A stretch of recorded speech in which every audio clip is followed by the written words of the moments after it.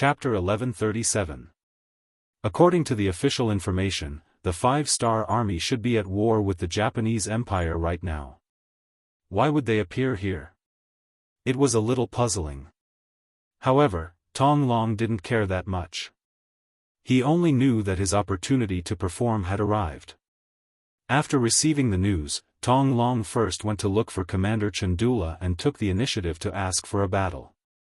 Unfortunately, he was directly rejected.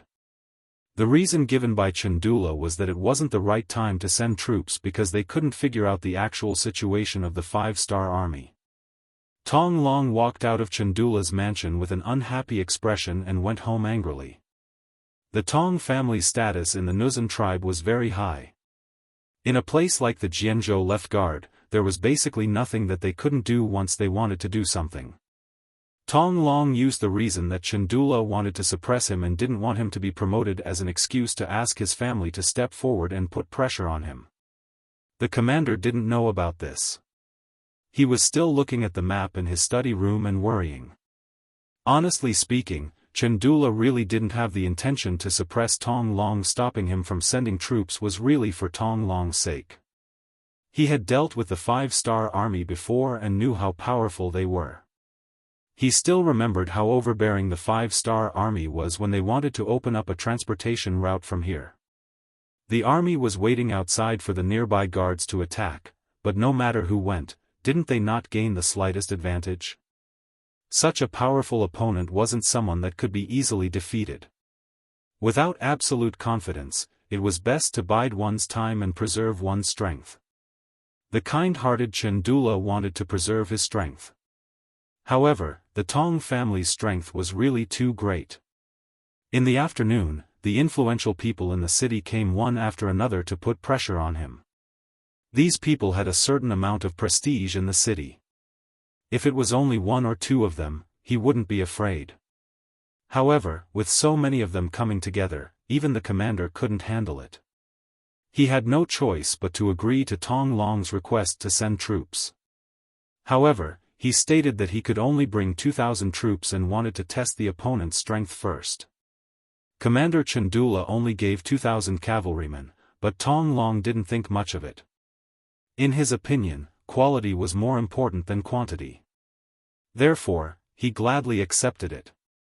He also used his family's connections to find the men of the Nuzan tribe and gathered another 1,000 men.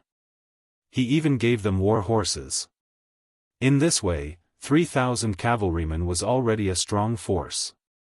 After preparing for a day with 3,000 cavalrymen, Tong Long left Jian province's left guard city on the third day and headed north. He wanted to find the Five-Star Army and give them a head-on blow.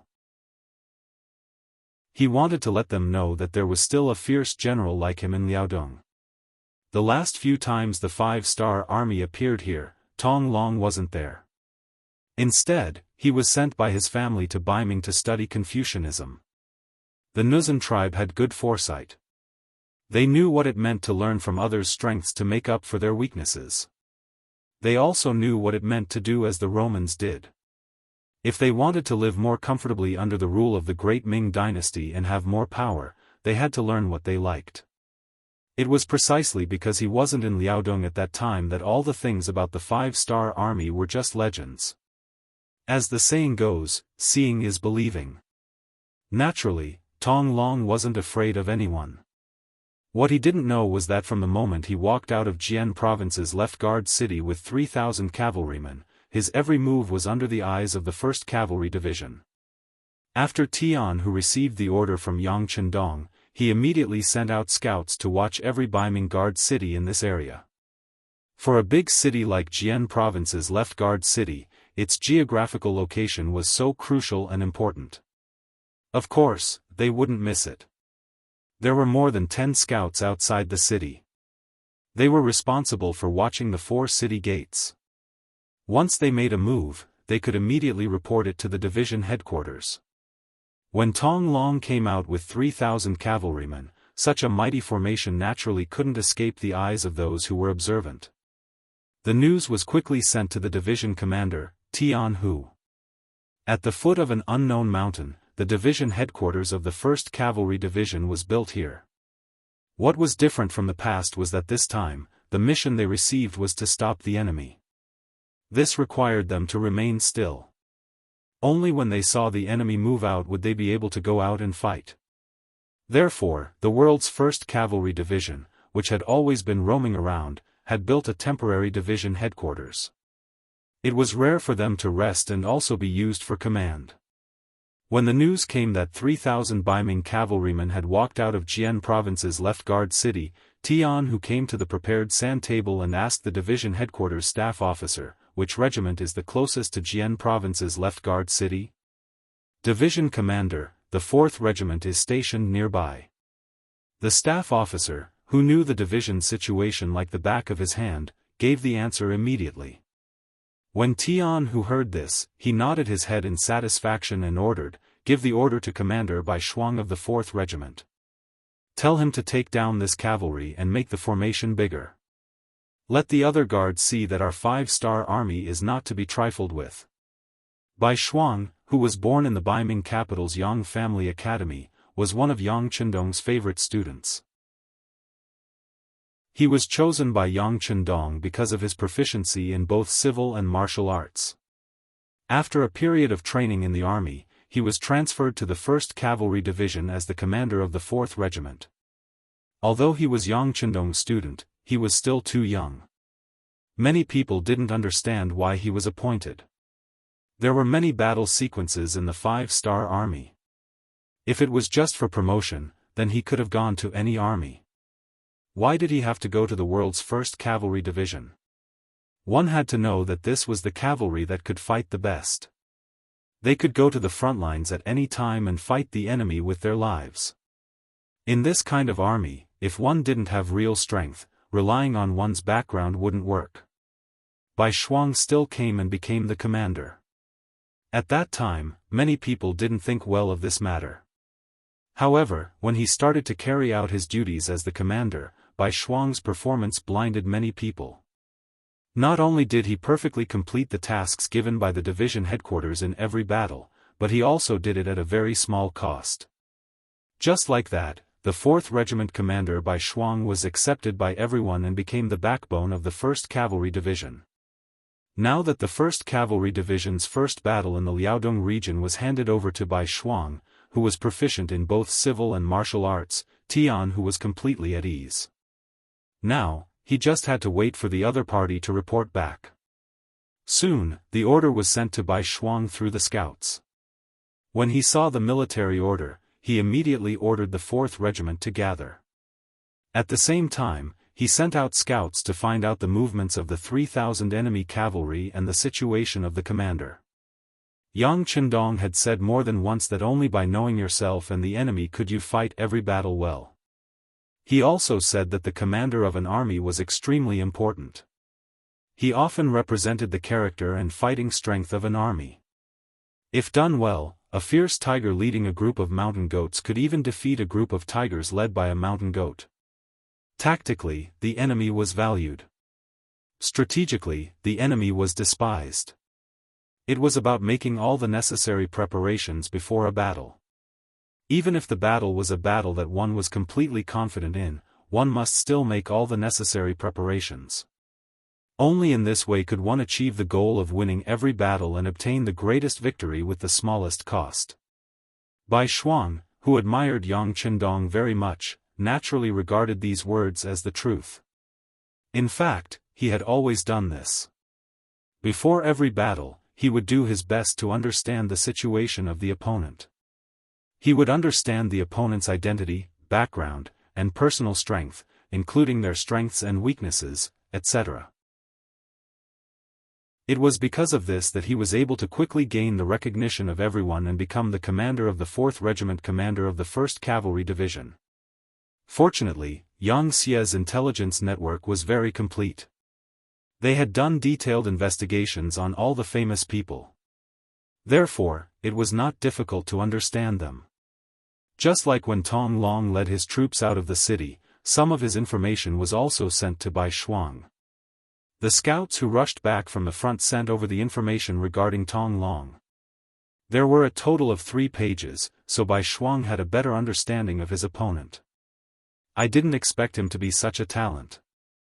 Not only is his strength extraordinary, but he also obtained good results when he was studying in the capital of Beiming.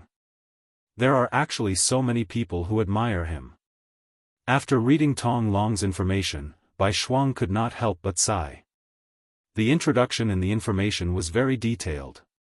Because of this, Bai Shuang felt a sense of admiration. It would be a waste if such a talent was not only used by his teacher. Didn't Yang Chendong always say that it was easy to obtain 1,000 soldiers, but difficult to find a general? Now that such a suitable person had appeared in front of him, if he did not capture him alive, wouldn't it be a waste? Men, bring me the map. After Bai Shuang had a plan, he made a decision in his heart. Tong Long did not know anything about his situation. As the opponent, the 5-star army had already grasped everything. He was currently leading 3,000 cavalrymen and galloping around. He wanted to find the main force of the 5-star army and then have a decisive battle with them. No one knew the strength of these 3,000 people better than him. Not to mention the 2,000 cavalrymen given by Commander Chandula, their general strength was not bad. For example, the 1,000 Nuzan cavalrymen that were summoned in the end. Which one of them was not proficient in riding a horse? An army like this should be qualified to join the Liaodong Iron Cavalry. Right now, they were only fighting against the 5-star army. He really could not think of any possibility of failure. This was the most elite of the Nuzan cavalrymen. Riding on a tall horse, he continuously galloped for 4 hours. Only when the war horse was a bit tired did he stop and let everyone rest for a while. But what he didn't expect was that just as he stopped and didn't give the order to rest, a group of black crows suddenly appeared on the hillside in front of him. Then, a group of 5-star soldiers also appeared in his line of sight. "Look, is that the 5-star army's cavalry?" A sharp-eyed person shouted. "It seems that they don't have a lot of people. It seems that there are only 300 to 400 of them." An experienced veteran directly shouted out the number of the enemy's forces. Chapter 1138. There was no doubt that the 5-star army was a 5-star army, and they only had 300 to 400 soldiers. At this moment, how could Tong Long be courteous? Joy flashed across his eyes, and he shouted loudly, "Brothers, our chance to make a contribution is here. Charge with me. Charge!" The 3,000 cavalry shouted at the same time. Their momentum was extremely shocking. When the iron hooves stomped on the ground, the earth trembled. The 3,000 cavalrymen that rushed over attracted the attention of the hundreds of 5-star soldiers that appeared on the hillside. When they saw the enemy charging over menacingly, they only hesitated for a few breaths before turning around and fleeing. It was obvious that they could see that the strength of both sides was not equal. Under such circumstances, it was not a wise decision to fight. Just like this, one side ran in front while the other chased from behind. The two sides chased after each other. One side desperately tried to escape from the misfortune of being caught while the other desperately tried to make a contribution. On this piece of land, more than 6 hours had passed as they chased after each other. The sky gradually darkened. The 3,000 cavalry from Liaodong were tired after running for an entire day. Seeing that the distance between them and the enemy hadn't closed by a bit, many people advised Tong Long to rest. The general idea was that since they couldn't catch up, it was better to have a good rest. Their brothers were too tired. Although Tong Long really wanted to establish this merit, he was also clear that it would be very difficult to achieve his goal by chasing after them like this. Although he was a bit unhappy, his rationality won over his emotions. In the end, he gave the order for the army to rest. However, he didn't give up and arranged for a few dozen scouts to continue the chase. He believed that if he was tired, the 5-star army wouldn't be any better. This idea was not wrong. When Tong Long and the others had just rested for less than an hour, the scouts rushed back and said that the 5-star corps that they were chasing had stopped after seeing that there was no one chasing after them. They were resting on the main road that was 10 miles ahead. They really are tired. Hearing the scouts' report, Tong Long immediately became spirited. He immediately ordered everyone to stop resting and chase after the enemy. They had only rested for a short period of time. Many people only had the opportunity to drink some water and eat some dry rations. They hadn't officially rested yet. However, no one dared to disobey Tong Long's orders. All of them fell into the trap and continued on their way under the guidance of the scouts. After running for 5 kilometers, they saw a wide, flat road in front of them. Several hundred 5-star army soldiers were resting. It was a pity that their appearance had the effect of startling the enemy. When the two sides were still 4 miles apart, the 5-star army began to flee once again. Chase! Tong Long didn't want to give up just like that, so he continued to spur his horse. Just like that, after a day of rushing, the chase continued for an entire night.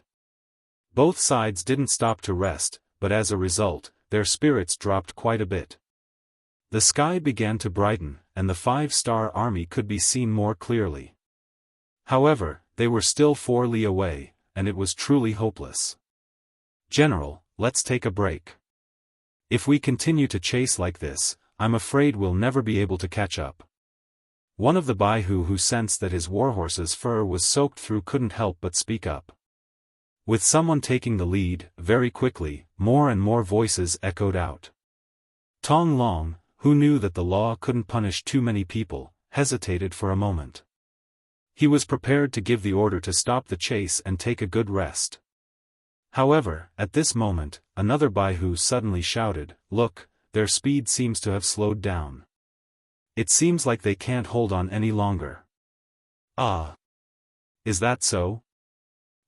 It seems like it." "Yes, I can see it too.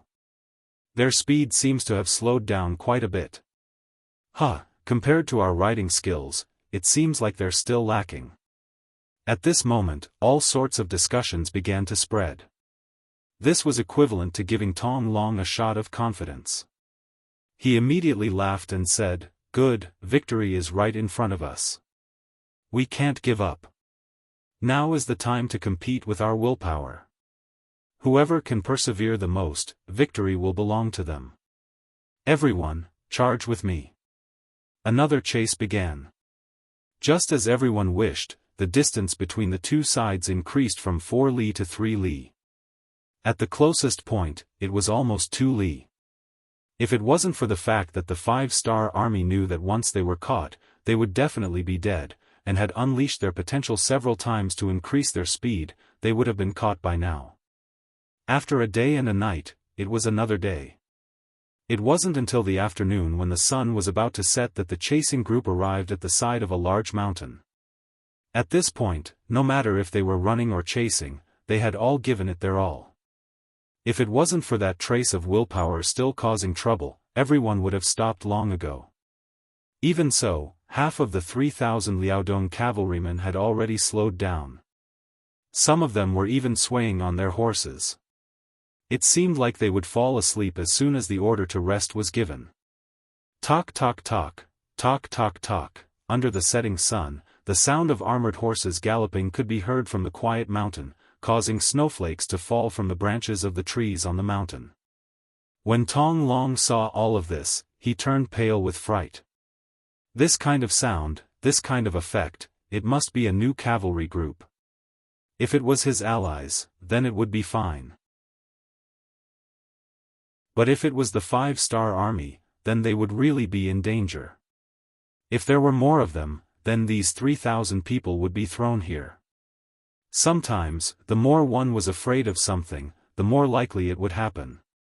Just as Tong Long placed his hopes on the sudden arrival of the cavalry, the bright red flag of the 5-star army appeared. There were at least 1,000 of them, and they were neat and orderly in formation. With one look, one could tell that they were an iron army that had been honing their strength for a long time. Needless to say, they were the soldiers of the 1st Cavalry Division's 4th Regiment. Even the 400 cavalrymen that had been running before were part of them. When they saw the main force arrive, the 5th Battalion commander who was in charge of luring the enemy chuckled. He stood at attention at the front of the group and said, reporting to regiment commander, the 5th Battalion successfully completed the mission of sneaking away from the enemy. They said sneaking away from the enemy and not luring them. This in itself already showed that they did it on purpose. Very good, the 5th Battalion will record this merit. Now go and rest. Leave everything to the other 4 battalions. Bai Shuang said happily. No, please approve. Our 5th Battalion can still fight. Even if our combat strength is weaker, we still have the stamina to capture prisoners. The 5th Battalion commander chuckled and requested to participate in the battle. Approved. You guys will be in charge of the periphery. Clean up the battlefield later. Bai Shuang also laughed out loud as he spoke. Then, he turned around and gave the order. The 4 battalions behind him formed an arrow formation. If everyone was full of energy, Tong Long would still have some confidence in fighting against 2,000 with 3,000. But now, they were exhausted. After running for 2 days and 1 night, they did not even have 2 hours of rest. At this moment, they were afraid that they could not even use 20% of their usual strength. How could they talk about winning the battle? The appearance of the 5-star army caused Tong Long's expression to change drastically.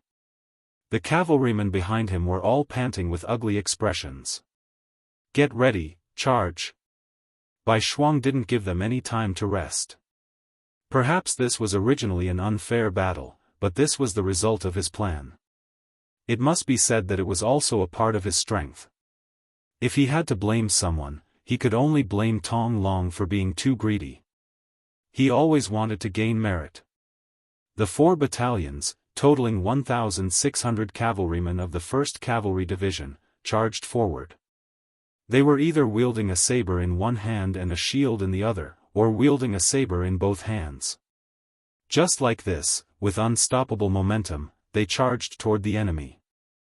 By the time they formed several dozen arrow-tipped formations and fiercely pierced into the 3,000 Liaodong cavalry, victory or defeat was already decided. Even if they were in their peak condition, they wouldn't be able to gain any advantage. Now that their strength was less than 20%, how could they fight this battle? Facing the charge of the 1st Cavalry Division, a lot of people wanted to raise their blades to meet them. They could even see the direction of the blades clearly. But because of their lack of strength, they were able to display their weak side in a head-on clash. Some of these cavalrymen who should have been able to fight for a few rounds were knocked off their horses. Some of them fought for 2 rounds, but they were also knocked to the ground because of their lack of strength. Tong Long was worthy of being called a valiant general. Even if he didn't sleep for 2 days and 1 night, and didn't even have a good drink of water, when he really faced the enemy, he still showed his valiant side. Even when he was surrounded by 4 soldiers of the 1st Cavalry Division, he was still able to fight evenly. Tong Long's performance was seen by Bai Shuang. He couldn't help but nod his head. It was rare for the Baiming army to have such a tough general, so he didn't have any plans to give up. This kind of talent must be used by the 6th young master. Get out of the way. I'll fight him. Bai Shuang was itching to fight. Most importantly, he was afraid that his soldiers would really hurt Tong Long, so he personally rode over and stood in front of Tong Long. At this moment, Tong Long was panting heavily. Although he didn't lose in the battle just now, he was actually just using up his strength. He couldn't hold on for long. But his pride still made him persevere. Even when facing Bai Shuang, who was also extraordinary, he didn't show any fear. Who are you? Tell me your name. I don't kill nameless generals. Bai Shuang, who was wearing a black cloak, didn't immediately answer Tong Long's question. Instead, he first looked him up and down, then nodded slightly. Not bad. You have a good temperament. Teacher should like you. This kind of question and answer angered Tong Long. He was an existence that could call the wind and summon the rain in the Jian province left guard. Who would dare to look at him like this? It was as if they were admiring an object. This also made him very angry as he said, "Who are you? Tell me your name and I will not kill you."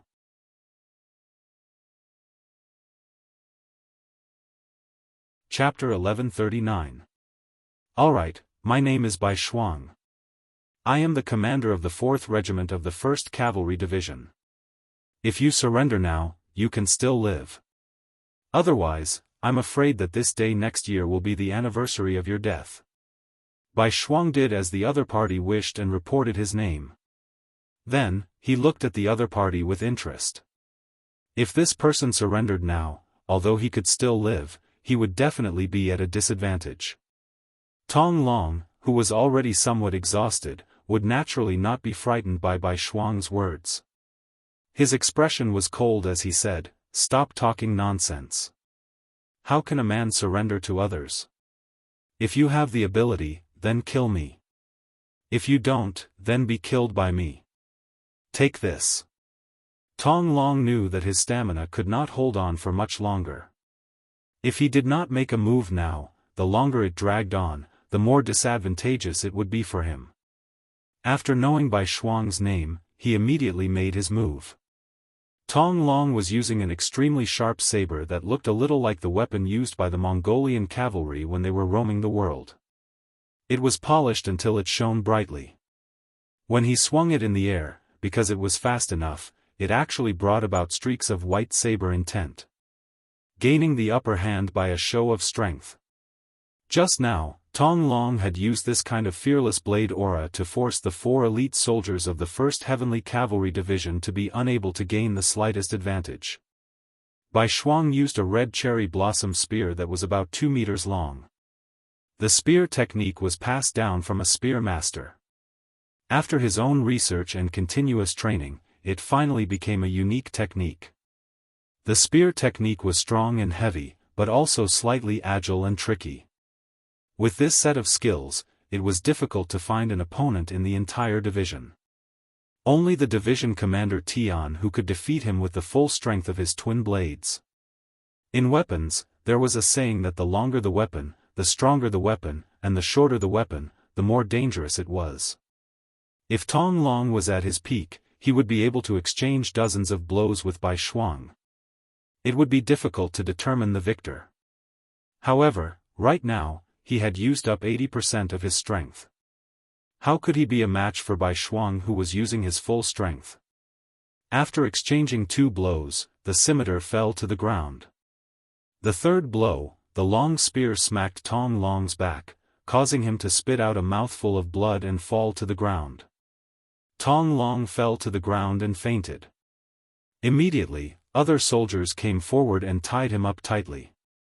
Looking at the opponent that he had knocked out, Bai Shuang nodded lightly. Even though they had only exchanged 2 moves, he could still feel that his opponent's strength was not ordinary and his moves were sharp. Call the medics over and take a good look at him. We can't let anything happen to him. When Bai Shuang knocked Tong Long to the ground and looked up at the battlefield, the battle was basically over. Apart from a few people who were still resisting, most of the Liaodong cavalry had fallen off their horses. Some had even knelt down and surrendered. It wasn't that he didn't want to fight, but that he couldn't. Under the conditions of hunger and cold, it was already not easy to ride a horse. If they wanted to fight with a sword, especially when facing a strong opponent, they would not have a good ending. Those who did not want to die simply chose to surrender. 2,000 people against 3,000 people, and only a few dozen of them were injured. None of them died. Looking at the opponent, almost 100 of them were killed, and the rest were all captured. Not a single one escaped. Even their general was captured. This was definitely a great victory. Commander, although the opponent this time is strong, if we fight them head-on, we won't be afraid of them. We will definitely win. Seeing that the situation was settled, the commander of the 1st Battalion came in front of Bai Shuang and said unhappily, "What? Do you feel that winning like this isn't fair enough? Let me tell you, on the battlefield, as long as you can defeat your opponent, it's fine. As for what method to use, it depends on the benevolent and the wise. If it's possible, it's best to win without fighting. Do you understand? No. The commander of the 1st Battalion, who was about to refute, suddenly heard Bai Shuang say, "That's right, what I said just now was taught to me by my teacher." No, wrong, well said. Once he heard that it was Yang Chendong who said it, the commander of the 1st Battalion did not dare to refute. The commander of the 1st Battalion could still give some opinions to the commander, but in front of Yang Chendong, the creator of Xianxia, who was like a god of war, he did not have the slightest intention to refute. He knew that the commander of the 1st Battalion would have such a reaction. Bai Shuang laughed in his heart and waved his hand, "Clean up the battlefield well. Take away everything that can be used. Don't leave anything behind." Just like that, Tong Long was captured. Tian, who purposely got someone to spread the news after he found out about the outcome, as if to shock everyone. In an instant, the nearby city guards all knew about it. When they heard that even a fierce general like Tong Long was taken care of by the 5-star army, and that not a single one of the 3,000 cavalry came back to report, everyone was terrified of the 5-star army. The people who originally wanted to send out troops to try their luck all stopped moving and stayed in their own cities like cowards. In this period of time, the news of the 5-star army entering Liaodong had been sent to the northern Ming capital in the form of an urgent dispatch. They had just taken down the 2 cities of Shaojing and Jingzhou and were thinking of expanding their gains and uprooting Yang Chendong's forces in the grasslands. Suddenly, this news was sent to the imperial court and immediately attracted the attention of countless people. Even Emperor Zhu Qiyu was confused. What's going on? Shouldn't Bugnam of Gojoseon be fighting with great General Ashikaga Yoshimasa in the Japanese Empire?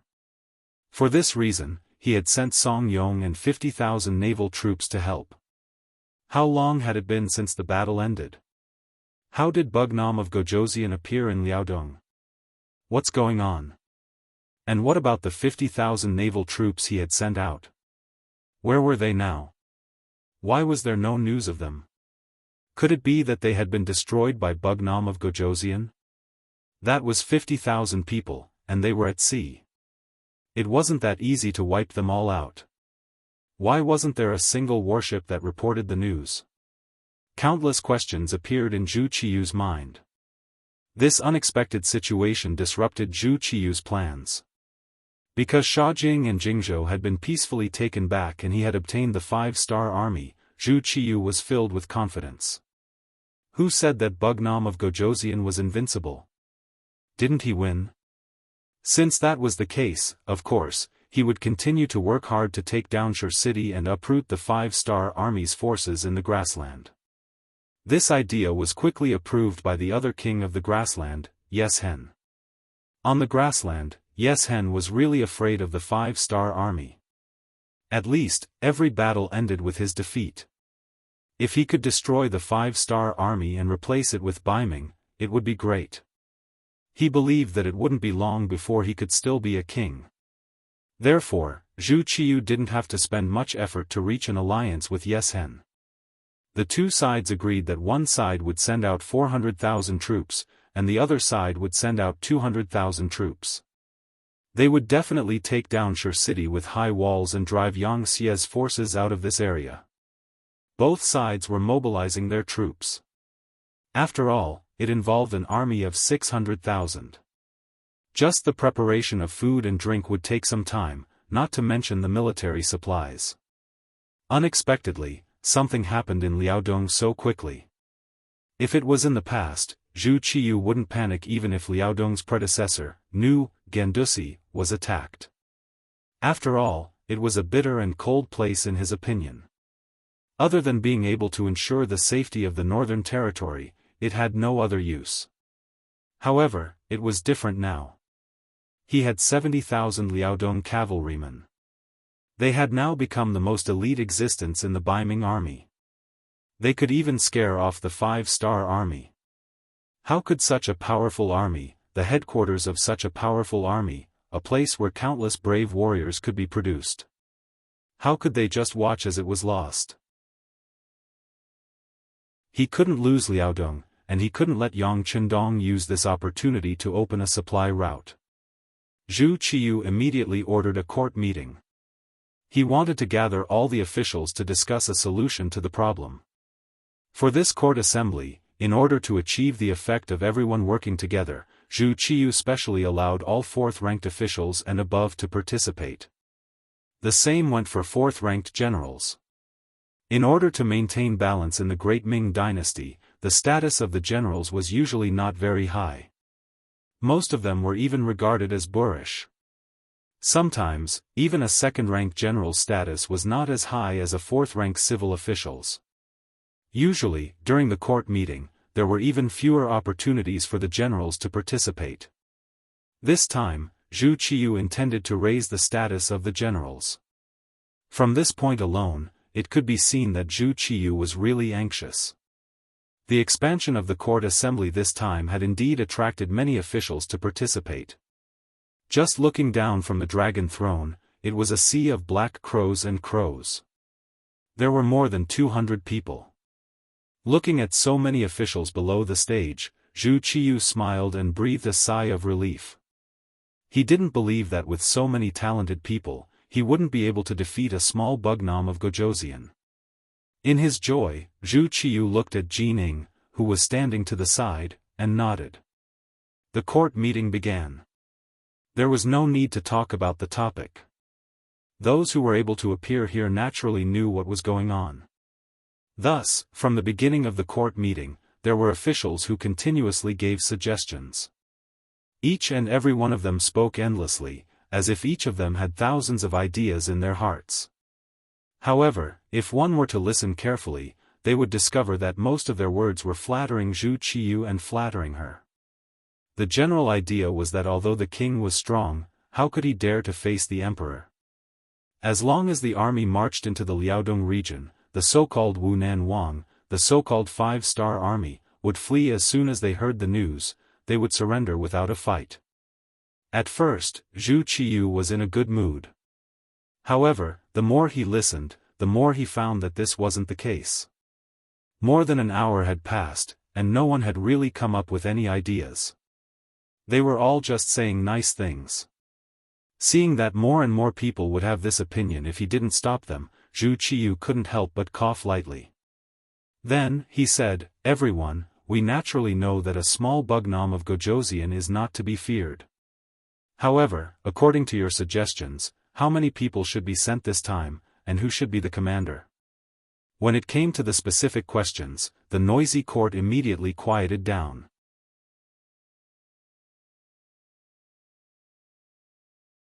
Chapter 1140. Most of the people who could come here were civil officials. They either relied on their writings, or relied on their family's influence to get to their positions. Some even relied on some shady means to get to their positions. But no matter how they entered the court, most of them had a common characteristic, and that was that they could speak but not act. It was undeniable that Confucianism could indeed teach people to be good and change the wildness in a person's heart. There were also other benefits. But the drawbacks were equally obvious. Some things were too rule-abiding. After a long time, they would become complacent. It was like moving their mouths and talking. They dared to comment on anything. Some of them even dared to criticize the emperor. But when it came to practical matters, they really couldn't do it. This didn't mean that they didn't have the ability, but because when two sides fought, the other side wouldn't listen to you. If there was a disagreement, they would draw their swords. This wasn't something that these scholars who studied Confucianism could compare to. It was important for people to know their own limits. If they knew that they couldn't do something, but still insisted on standing up, then it wasn't taking responsibility, but showing off. To put it bluntly, it was no different from courting death. It was just like the Tumu fortress incident back then. How many civil officials of northern Ming had died? Among them, there were many who were truly talented. However, in the face of the ferocious Walla cavalry, were their eloquent tongues really of any use? No. After the previous incident, the imperial court was much quieter this time. For a time, Zhu Qiyu, who was originally full of hope, suddenly had an ugly expression. Just now, when everyone was talking so excitedly, he thought that they had already thought of a countermeasure.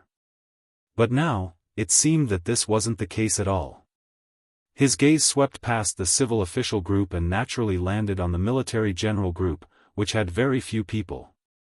When it came to specific matters, especially when it came to leading troops to war, it still depended on the generals. But what made Zhu Qiyu a little disappointed was that even these generals who practiced martial arts didn't take the initiative to stand up at this moment. Instead, they all lowered their heads and pondered about something, as if there was something valuable under their feet that was worth attracting. The Great Ming Dynasty had a long history of valuing literature and despising the military. It wasn't something that could be changed overnight. Although because of the changes in the political situation, the status of the generals had increased, but there was still a big gap between the two sides. Let's use a simple example. What is the most important thing in a war? Some people might talk about the morale of the soldiers, some would talk about the bravery of the generals, some would talk about whether this was a battle of justice, and some would talk about the right time, the right place, the right people, and so on. But the real key was logistics. In other words, it referred to the supply of food, fodder, and weapons. Think about it, if an army that was capable of fighting did not have food to eat and only had wooden sticks in their hands, how could they fight the enemy? How could they use their teeth to bite the enemy? Tear it apart with your bare hands? Thus, there was a saying that war was a war for money. It just so happened that the logistics of the army were decided by the civil officials. This was equivalent to having one's Achilles heel pressed down. Even if one wanted to fight alone, one couldn't. How could one win a battle in such a situation? Just like the 70,000 Liaodong cavalry. Why did they develop so quickly? Why were they so elite that even the 5-star army in Origin City was afraid of them? It was nothing more than that they had enough autonomy. They could harvest grain and grass on the grassland like the Mongolian cavalry. They could snatch good things when they saw them, which made them stronger and stronger. It was impossible to send troops to Liaodong without any taboos. It could be imagined that no matter who led the troops, the logistics would be fought over. This involved a lot of benefits. Whoever had the advantage would get countless benefits from it. Once the war was won, these people would not only get the benefits, but they would also get the credit. If they were defeated, it would have nothing to do with them. The responsibility would all fall on the generals who led the troops. With this comparison, it was no wonder that the generals were not willing to stand up and take the responsibility that originally belonged to them. Not to mention, the opponent of this battle was Bugnam of Gojoseon. This person had the title of the god of war. How could he be so easy to deal with? The generals were all silent. Zhu Qiyu was a little angry. Before he could say anything, the civil officials at the side had already launched an attack. Perhaps they also felt that the contrast between just now and now was too big. They were afraid that the emperor would vent his anger on them. Therefore, they were ruthless and as unpleasant as they could be. What's wrong? Aren't you generals? Your duty is to go to the battlefield and kill the enemy. Even if you die on the battlefield, you won't hesitate. This is your destiny. That's right. Isn't it your duty to send troops to war? Why are you afraid of death now? None of you dare to accept the challenge. It's really disappointing. No wonder Bugnam of Gojoseon is so arrogant. It's all because of you useless people. You useless things. You really don't know what to do. You really make people look down on you. Yes, it's too disappointing. The imperial court spent so much money to feed you. The criticism came one after another. It was as if they couldn't show their righteousness if they didn't step on them. In just a short while, the generals' faces were as red as a monkey's buttocks. Some of the more thin-skinned ones wanted to find a hole to hide in. This was really like the saying, those who enjoy the show are not afraid of things getting out of hand. Faced with the criticism of the entire civil officials, a general called Li Tong finally couldn't take it anymore. As a second-grade general in the imperial court, he naturally had his own personal pride. Especially now that the status of a general was rising step by step, he was very optimistic about the future. More than once, he had told the other generals in private that spring was coming for the generals. But now, before he could achieve his goal, he was being slandered in such a way. He was really angry. When he saw that the other generals and colleagues were all evasive and didn't even dare to fart in front of the civil officials, he angrily stepped forward and said, "Your Majesty, this subject is willing to lead the army, but I have a request." Finally, someone was willing to take the initiative to step forward. Naturally, Zhu Qiyu was overjoyed. When he looked at the person, even his gaze became much friendlier. "Oh, General Li, I don't know what request you have. Why don't you tell me? I hope that the matter of the provisions will be managed by the officials I've chosen." In this way, Li Tong boldly made his request. Just as he was about to continue speaking, he didn't expect that the civil officials had already exploded. "How is this possible? This is against the rules." "Then, won't everything be decided by you generals? Once you have disloyal thoughts, how can you control it?" "Absolutely not. If something really happens, it will be a big matter. It will be much more dangerous than the matter in Liaodong." Yes, we absolutely can't agree." The discussion rose again, followed by a group attack. Li Tong, who wasn't good with words, was instantly drowned in a sea of verbal attacks. This time, not only would the civil officials not agree, but even Emperor Zhu Qiyu wouldn't agree. As an emperor, as a monarch, how could he control his army? Wasn't it shown by eating, drinking, and defecating? If he gave the generals too much power, who knew if it would spur some people's ambitions and cause them to do something unfavorable to him? If that was the case, then he would suffer a great loss. No emperor would agree to such a dangerous matter, let alone Zhu Qiyu, who had forcefully taken the throne. Perhaps it was because he didn't take the right path when he took the throne, so he was very afraid that someone would threaten him.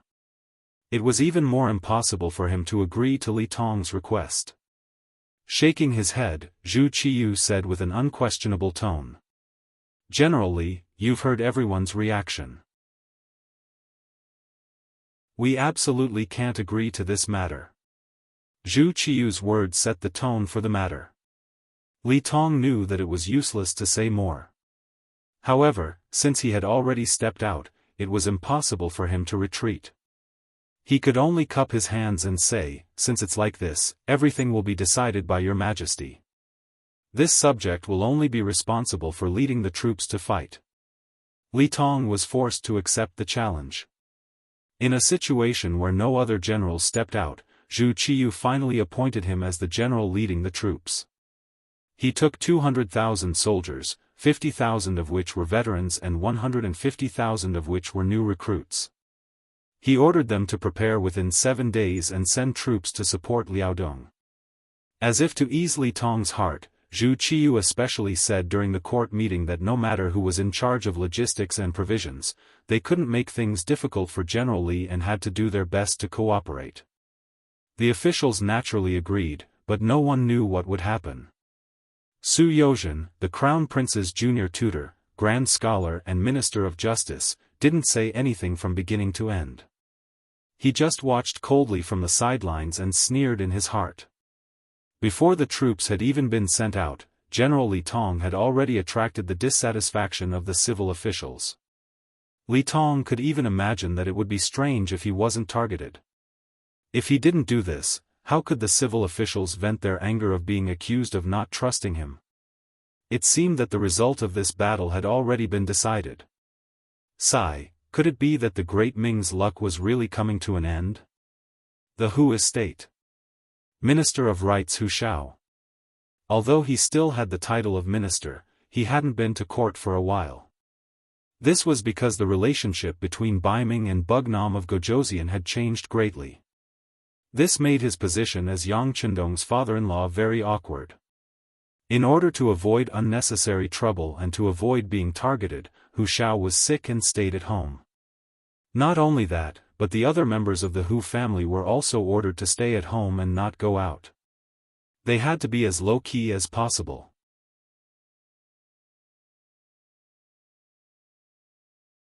Chapter 1141. Although he had not left his room, he was still able to receive news of what had happened in the imperial court. Hu Shao had been the Minister of Rites for many years, and his students were spread all over the world. He naturally had many sources of information. It was precisely because he knew what had happened in the imperial court that Hu Shao, who was with his son in his study, fell into deep thought. Hu Xiangning also knew what had happened in the imperial court, and he was much more nervous than his father. "Father, the emperor is about to move against Chendong. Will we be implicated? How about I go find the 5-star army in the city?" "There's no need for that. It's not time yet." Hu Shao slowly opened his eyes, a faint smile on his lips. It was clear that everything was under his control. "Son, don't think that we'll be in danger if we really start fighting. It's said that even when two armies fight, they don't kill the envoys." "But father..." Seeing that Hu Xiangning was about to say something, Hu Shao waved his hand and said, "Relax. Since Zhu Qiyu was able to become emperor, he's not so foolish. He's keenly aware that before he destroys Bugnam of Gojoseon, he won't be able to touch us. Otherwise, he doesn't even know what the consequences will be. On the contrary, the more victories Bugnam of Gojoseon wins on the front lines, the more apprehensive the emperor will be.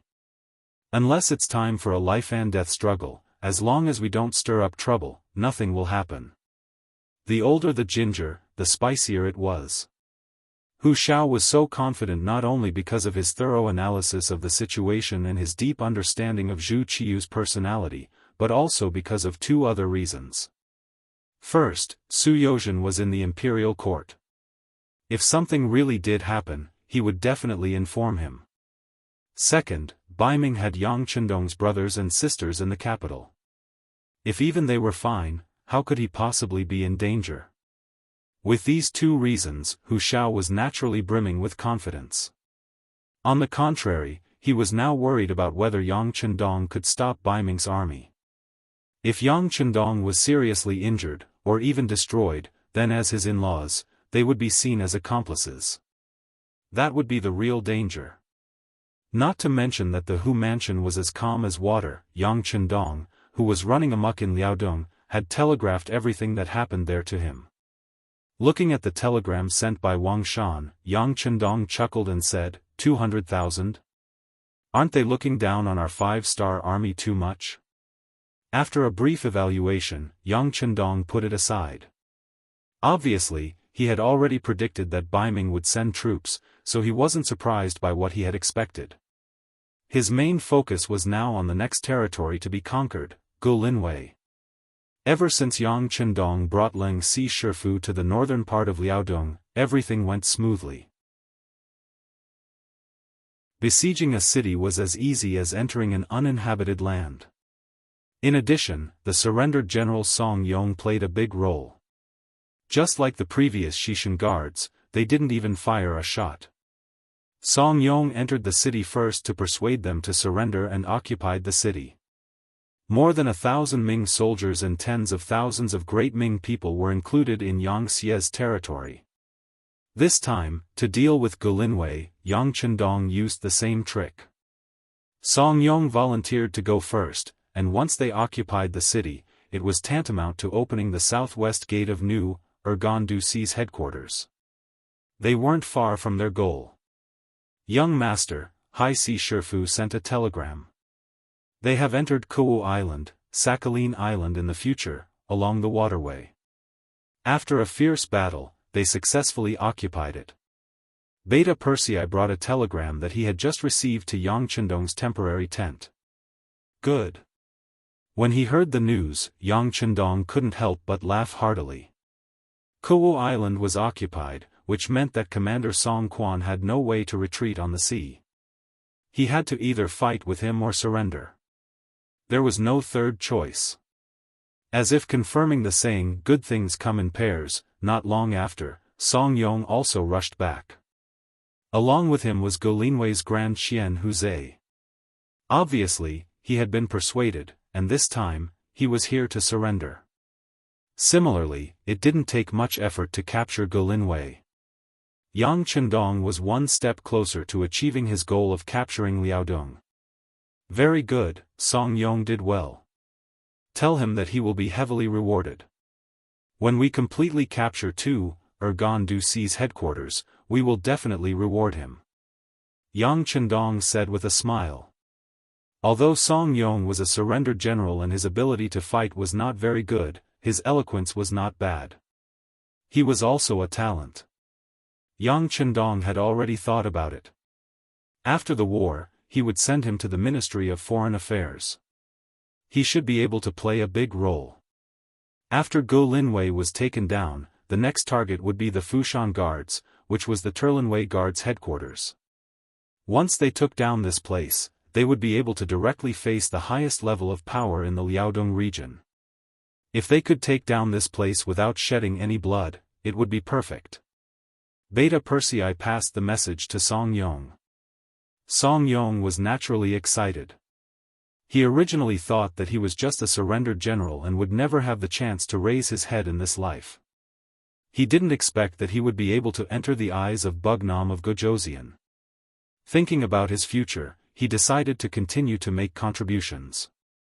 So after returning to the barracks to rest for a night, he continued to rush forward and went straight to Gan Duxi's headquarters. Yang Chendong led the army through Golinwei early the next morning. At this time, it was already May. The weather was getting warmer and warmer. After the snow melted, the speed of the army's advance was also a lot faster. 2 days later, Song Yong sent news that Gan Duxi's headquarters was already empty. Whether it was the soldiers or the people in the headquarters, they had all disappeared. They should have all gathered in Gan Duxi's headquarters, so Song Yong directly went to Gan Duxi's headquarters in the Liaodong region. Another 5 days passed. When Yang Chendong led the army to Gan Duxi's headquarters, bad news came. The cavalry scouts reported that Song Yong's head was hung on the city wall of Gan Duxi's headquarters. As soon as the news reached Yang Chendong's ears, he was shocked and furious. Although Song Yong was a surrendered general, he was now representing the 5-star army. As the saying goes, envoys should not be killed in a war. Song Yong was killed just like that. This was clearly a slap to the 5-star army's face. It was a slap to the Bugnam of Gojoseon's face. Young master, Song Yong can't die just like that. This is clearly looking down on our 5-star army. Let's fight. Beta Persei's eyes were shining as he spoke. Along the way, he originally thought that there would be a big battle to fight. This was the time to show off his skills. He didn't expect things to go so smoothly. Originally, he thought that Gan Duxi would surrender. Although he would be happy, he didn't go to the battlefield after all. But now, Song Yong was killed. This was clearly a demonstration by the Baiming generals of Gan Duxi. If he didn't kill this trend, who would take the 5-star army seriously in the future? Yang Chendong didn't answer immediately. Although Song Yong's death made him very angry, he couldn't solve the problem by being impulsive. The most important thing now was to understand the situation in Gan Duxi. Only by understanding the other party's background would he be able to come up with the best strategy. Beta Persei, contact the intelligence personnel in Gan Duxi immediately. I want to know how many Baiming army there are here and who killed Song Yong. Yes, young master. Beta Persei nodded and turned to leave. Yang Chendong's eyes were cold and angry. Someone actually dared to kill one of his men, and an envoy at that. he had to admit that some people were really bold. Since that was the case, he didn't mind being ruthless and using some cruel means to tell the world what would happen if they didn't follow the rules. The intelligence department acted very quickly.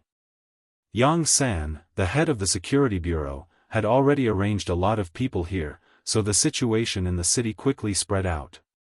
According to a centurion bribed by the security bureau, Song Yong's death was caused by Zhong Cheng, the commander of the city.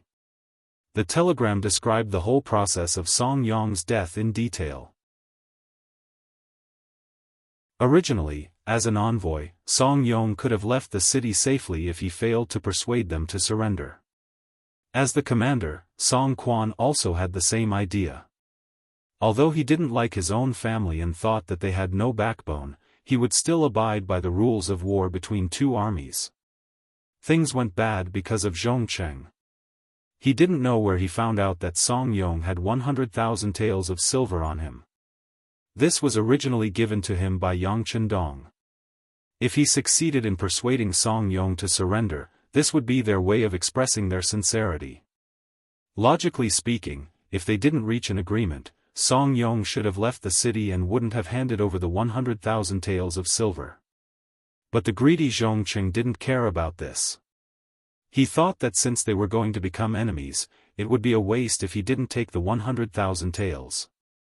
So he led the soldiers to stop Song Yong at the city gate and asked him to hand over the banknotes. Otherwise, he would die. After Song Yong was chosen by Yang Chendong, his whole person changed. He had a bright future, so of course he wouldn't hand over the banknotes and show his incompetence again. Considering that he was an envoy of the 5-star army, not only did he not hand over the banknotes, he also loudly reprimanded Zhong Cheng, making the soldiers at the city gate hear clearly. Being reprimanded in public like this, Zhong Cheng's face naturally didn't look good. In a rage, he swung his sword and chopped Song Quan. Naturally, the 100,000 taels of silver also fell into Zhong Cheng's pocket. This matter was seen by many people, so Zhong Cheng deliberately said that this was the fate of those who dared to surrender to the 5-star army. You're courting death. Yang Chendong's face was full of anger. He punched the sand table that was temporarily set up. With just one punch, the solid wood table was completely destroyed. Young master, calm down. This Zhong Cheng really deserves to die. The intelligence department also sent news that this person's reputation in the city isn't good, especially his greed and lust. That's known by everyone. Just counting the number of concubines, he has taken as many as 13 and even gave birth to 3 fat sons for him. His eldest son is already 12 years old and is now running amok in the city. I heard that he's even worse than his father. Beta Persei also said with a face full of anger.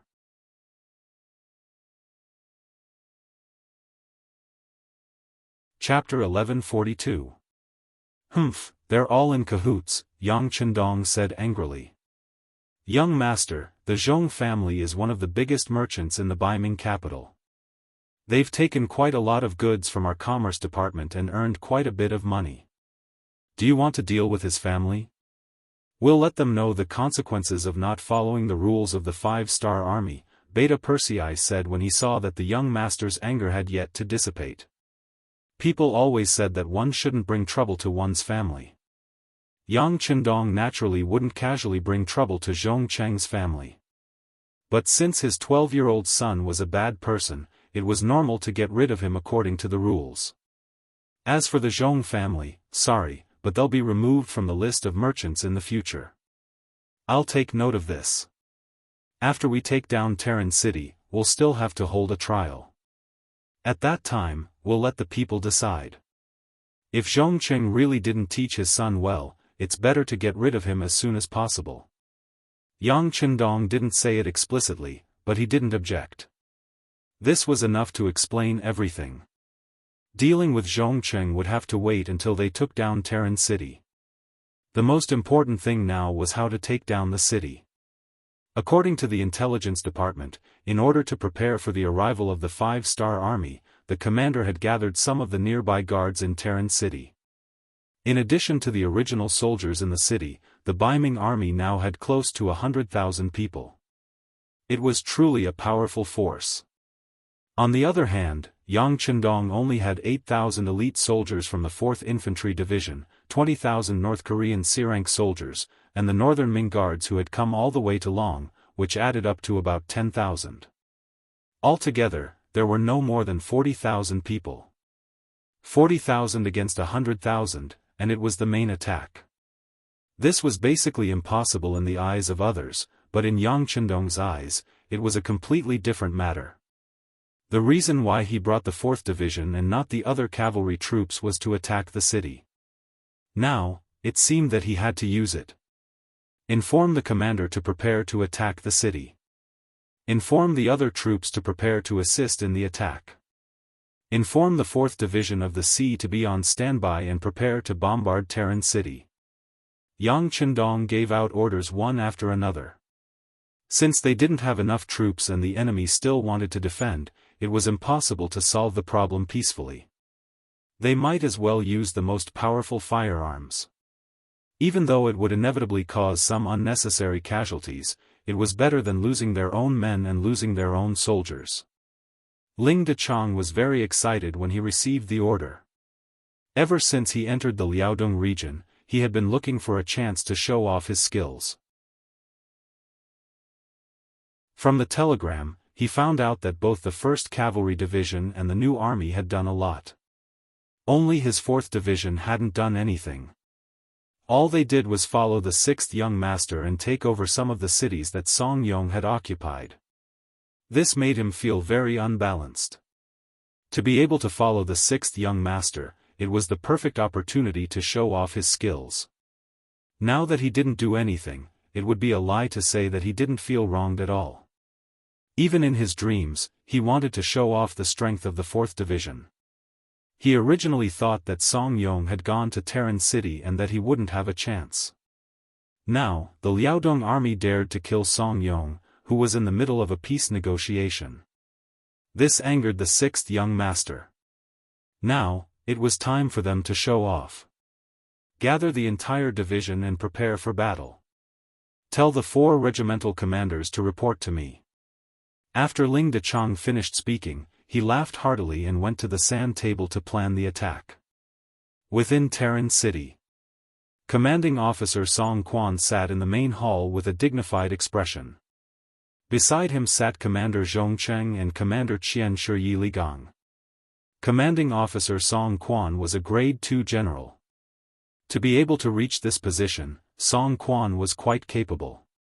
Furthermore, from the fact that he hadn't moved from his position for 7 years, it could be seen that he was a smooth and slick person. The Great Ming Dynasty valued the civil and despised the military. This was especially so for the generals who held great power. It was very easy for the emperor to be suspicious of them. Reality also proved that if it wasn't for the emperor's suspicion and the civil officials' jealousy, the Great Ming Dynasty wouldn't have been destroyed. As a commanding officer of hundreds of thousands of soldiers, Song Quan was able to sit in his position for 7 years. This was enough to show that he was very good at dealing with people.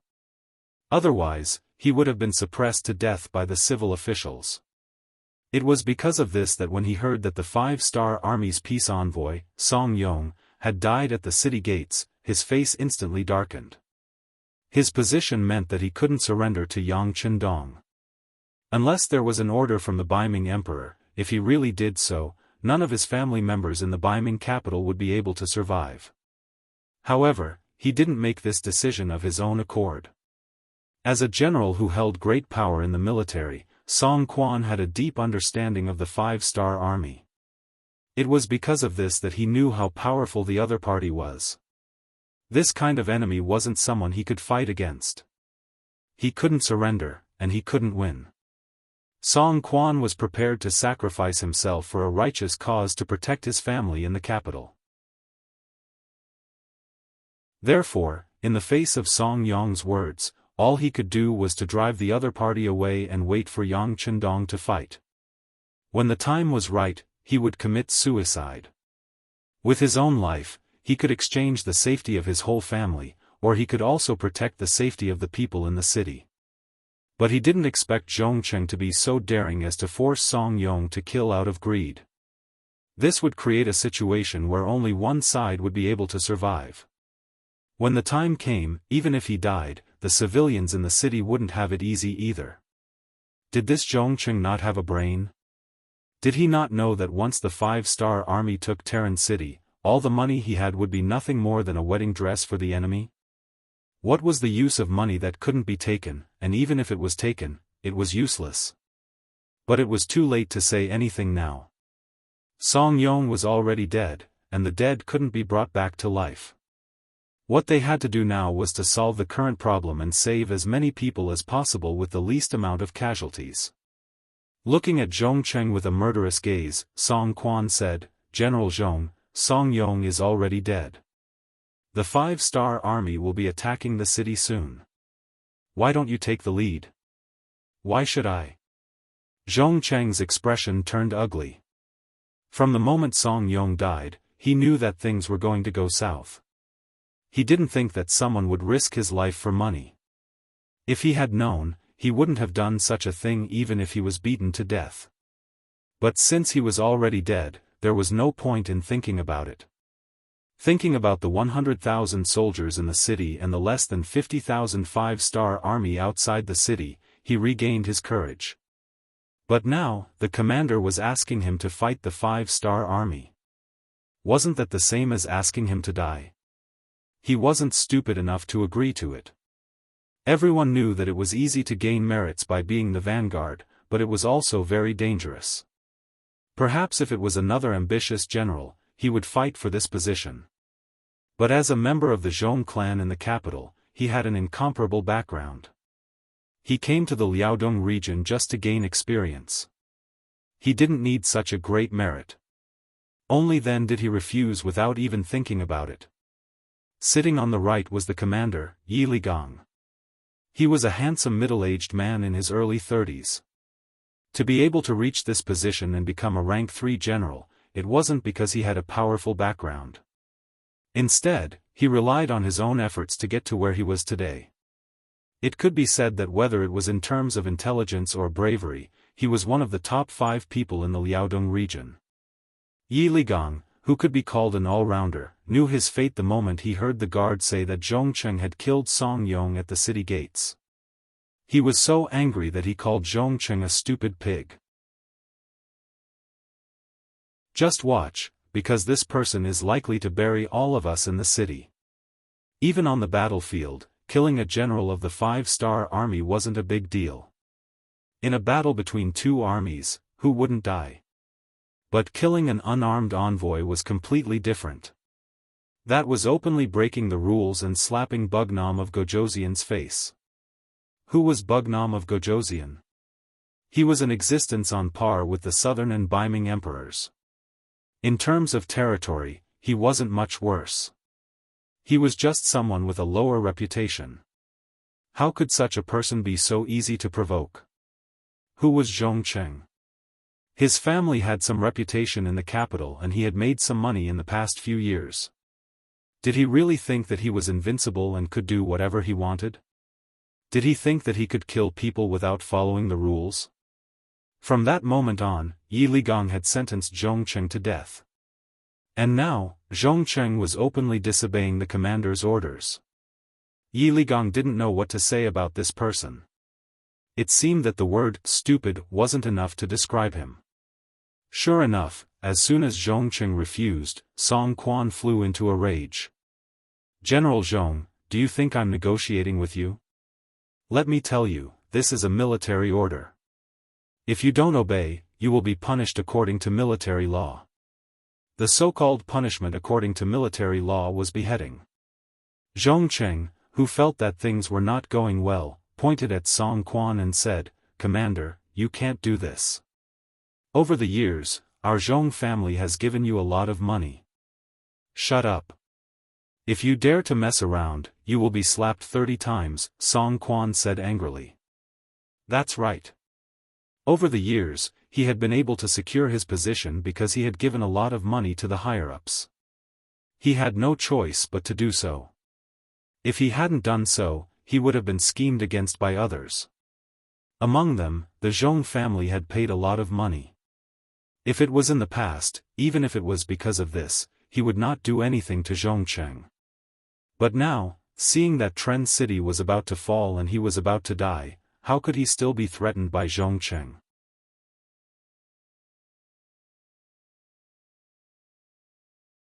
Chapter 1143. Zhongcheng finally shut his mouth after hearing Song Quan's 30 slaps. He could tell that Song Quan was going to abandon him. Now that he was under someone else's roof, he had no choice but to lower his head. He thought to himself that when he had the chance to spread the news, he would definitely tell his family about this. After that, he could only reluctantly agree. Since Commander has given the order, Zhongcheng will follow it. I will go and arrange for people to defend the city. Zhongcheng walked out of the hall, leaving Song Quan and Yi Ligang behind. Thinking about the unfavorable situation, Song Quan asked, "Commander, I'm afraid that Zhongcheng alone won't be able to stop the 5-star army's attack. I heard that the 4th Infantry Division is mainly armed with firearms." "Yes, how could I not know that I can't stop them? But do we have a choice?" Song Quan slowly opened his eyes and said with a sigh. Then, as if he thought of something, he looked at Yi Ligang and said, "You are different from me. You are an orphan, your parents are long gone, and your wife is newly married. She is currently in Terran City. The court doesn't have any evidence against you, so you don't have to die like you. With your ability, even if you join the 5-star army, you will have a bright future." "Lord Commander, I've never had such thoughts," Yi Ligang hurriedly explained. Song Quan interrupted him and said, "All these years, how could I not know what kind of person you are? It's just that there is no need to make unnecessary sacrifices. Moreover, Bugnam of Gojoseon is indeed a dragon among men. I know that he is very good to the Han people, so he should be good to the Han generals as well. With him, the Han people's status will be higher and their lives will be better. Isn't this what we want to see? Sigh, if it wasn't for my family, I would also consider joining the 5-star army and fight for Bugnam of Gojoseon, fighting for the Han people's future." Yi Ligang would never have thought that Song Quan would be the one to say such heartfelt words. For a moment, he was stunned and didn't know what to say. Just like what Song Quan said, Yi Ligang had a good impression of the 5-star army. Especially after learning about their deeds from various intelligence reports, he admired them even more. However, due to his identity and faction, he had no choice but to hide it in his heart. Now, the choice was right in front of him. He had gone from being a bystander to being in the situation. It would be a lie to say that Yi Ligang did not have any ideas about where to go from here. However, when he thought about how everything he had today was all because of Song Quan's recommendation, he could not let down this benefactor in his life. And now, it was this noble person who was advising him to surrender to the enemy. His heart, which had been suppressed, began to stir again. Yi Ligang did not immediately object, which was equivalent to expressing his attitude. How could Song Quan not know? He continued, "Ligang, it's not that I don't have any selfish motives. You know, my family is in the capital. When I'm around, naturally, no one dares to bully them. However, once I leave, it's hard to say. If one day, and I'm saying if, you have a firm foothold among the 5 stars, please help my family if possible. This is also my last request to you. Commander, please don't say that. If I can survive this time, your family will be my family, and your parents will be my parents." Yi Ligang immediately swore. "Good, good." Song Quan patted Yi Ligang's shoulder with a gratified expression. The last worry in his life had been removed, and he could finally go without worry. Outside the city, Ling Dechang called the 4 commanders under him over and seriously discussed the plan to attack the city. It wasn't easy to get a chance to attack, and everyone's opinion was surprisingly unanimous. They were not in a hurry to attack the city. First, they would scare the enemy and let them know that sometimes, it wasn't easy to die even if they wanted to. 4 hours later, after the 4th Lu Division was fully prepared to attack the city, the first gunshot rang out. With the Type 95 firearms that could easily fire from 300 to 400 meters away, when the gunshots rang out, the Ming soldiers guarding Terran City became live targets. Many of them even had bows and arrows in their hands as they stuck their heads out of the battlements, waiting for the 5-star army to come closer. Bullets flew over and accurately hit their bodies. This was simply an unfair and unequal battle. One side could attack as they pleased, while the other side could only passively take a beating. They couldn't even see the appearance of their opponents clearly, but hundreds of Ming soldiers were hit. Some died on the spot, while others were injured by gunshots and fell to the ground screaming in pain. If they died, then so be it, everything would be over. But those who were injured by gunshots, when their cries of pain rang out from the battlements, the shock it brought to their comrades was so great that it completely exceeded the expectations of the defending general, Zhongcheng. He originally thought that with the advantage of numbers, they would be able to fight evenly with the 5-star army. In addition, they had the higher ground and were relying on the city walls, so it wasn't impossible for them to push back the 5-star army. But after this exchange, Zhongcheng realized how wrong he was. As the headquarters of the new Gandusi, it was where the commander was located. Bei Shi also placed great importance on it, and once sent people to send over 200 firearms. They had always been treated as treasures and kept in the armory. This time, Zhongcheng even took them out, wanting to properly display their power. But after this exchange, these seemingly treasured firearms were completely useless, unable to pose any threat to the 5-star army. They couldn't even attack from a certain distance, so how could they display their power? Zhongcheng, who was on top of the city gate tower, saw that more and more soldiers were dying and the number of injured was increasing. The soldiers guarding the city were terrified because of this. More and more soldiers hid behind the city gate tower and didn't even dare to show their heads. Zhongcheng couldn't help but be furious. He loudly ordered everyone to shoot arrows outside the city. Since the general had given the order, the soldiers below didn't dare to disobey. Helpless, they could only risk their lives and shoot arrows outside. But very quickly, those who showed their heads didn't have a good ending. Out of 10 people, at least half of them were hit or injured, and the remaining half had their arrows shot to God knows where, unable to pose any threat to the outside world. Under the constant orders, the number of injured and dead increased, and the morale of the Ming army continued to drop. Having completely lost the initiative, the Ming army could only take a beating and hide. Outside of Terran City, the 4th Master Lu's attack shocked everyone. Behind them, the 20,000 North Korean soldiers who were preparing to attack, as well as the 10,000 Ming soldiers who surrendered along the way, were also shocked. They originally thought that with the enemy's high walls and the commander personally leading the attack, this attack would be extremely difficult, and who knew how many lives would be lost here. This was especially true for the Ming soldiers who had surrendered. Thinking about how they had just escaped from the tiger's den and into the wolf's den, they felt extremely uncomfortable. But who would have thought that when the attack started, the situation would be one-sided?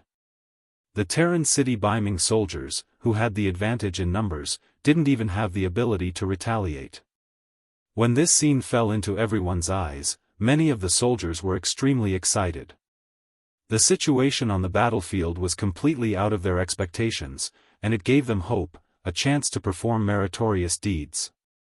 General, the North Korean soldiers and the Ming army who surrendered are asking if we can attack the city now. Ling Dechang was still smiling as he watched his soldiers flaunt their might when the messenger walked over and reported. "There's no rush, there's no rush." Ling Dechang waved his hand and laughed, "Tell them that it's not time for them to attack yet. Let's fight for a while longer and completely destroy their morale. That's when we'll be able to win this battle, ha ha ha." Ling Dechang was very familiar with his weapons, and he was even more familiar with the power of his weapons. He knew that if he wanted to obtain the greatest victory with the smallest price, he couldn't rush it. In any case, he had brought a lot of bullets with him this time, so he treated it as giving the soldiers a chance to shoot. They didn't charge, and bullets continued to fly. 4 hours later, the sky turned dark and everything became quiet. More and more injured soldiers were carried down from the city walls. Cries of pain and anguish could be heard everywhere. When the Baiming soldiers who hadn't entered the battlefield heard this, their faces turned pale and their expressions changed greatly. Facing an enemy who could easily kill you from a distance without even facing you head-on, they didn't have much of a chance of winning. They all thought in their hearts, if it were them, how much confidence would they have in winning? The commanding general, Zhongcheng, also had a dejected look on his face. He originally thought that with his advantages, he would be able to fight on par with the 5-star army. If things went well, he would be able to defeat them. That would be an outstanding military achievement. Who would have thought that the result would be like this? After fighting for 4 hours, they couldn't even touch the corner of their opponent's clothes. He only got the result of more than 300 soldiers being killed and more than 1,000 injured. Of course, what was worse was that the morale of the soldiers had been greatly damaged. If this continued tomorrow, he really didn't dare to imagine how the army would be able to continue fighting if they didn't have any combat power. General Zhong, the commander has ordered you to come to his residence to discuss military matters. One of Song Quan's soldiers came in front of Zhongcheng. I understand. Zhongcheng nodded expressionlessly. Lead the way. In fact, Zhongcheng was prepared to go to Song Quan even without him coming to find him. There was no way to fight a war like this, and there was no way to win it. He wanted to resign from his position as the general of the city defense. The commander's residence was brightly lit at this moment. When Zhongcheng arrived, he saw a busy scene. He saw many people walking in and out, and they were carrying all kinds of things in their hands. It felt like they were moving house. Zhongcheng, who didn't understand what was going on, strode into the main hall and saw Song Quan and the commander, Yi Ligang, sitting there.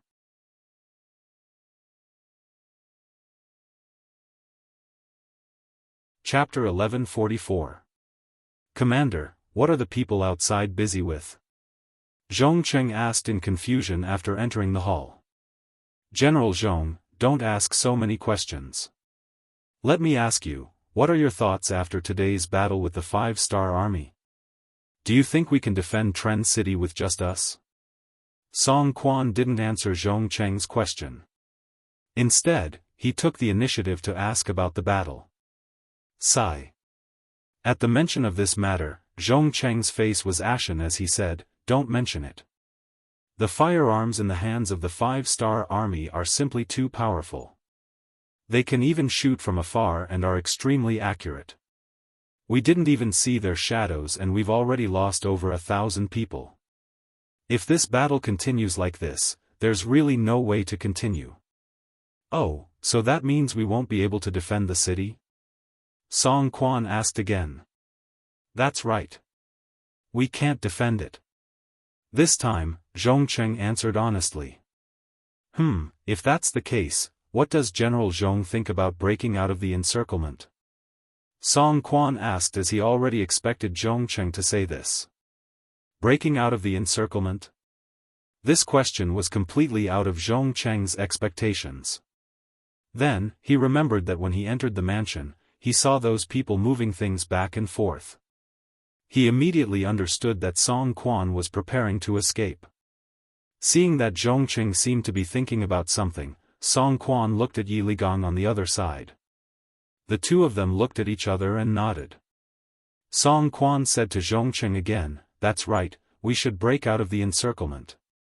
You know the situation this afternoon. The 5-star army has very powerful firearms.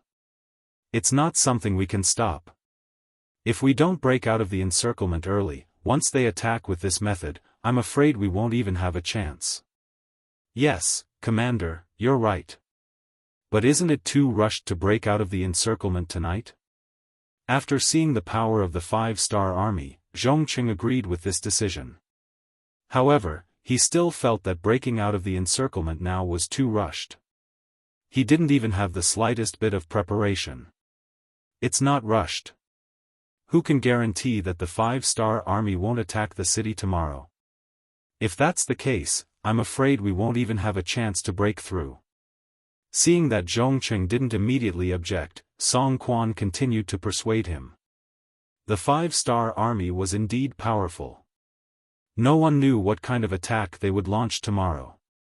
In the end, Zhongqing nodded and agreed. Let's break through the encirclement then. I just don't know what kind of plan the commander has.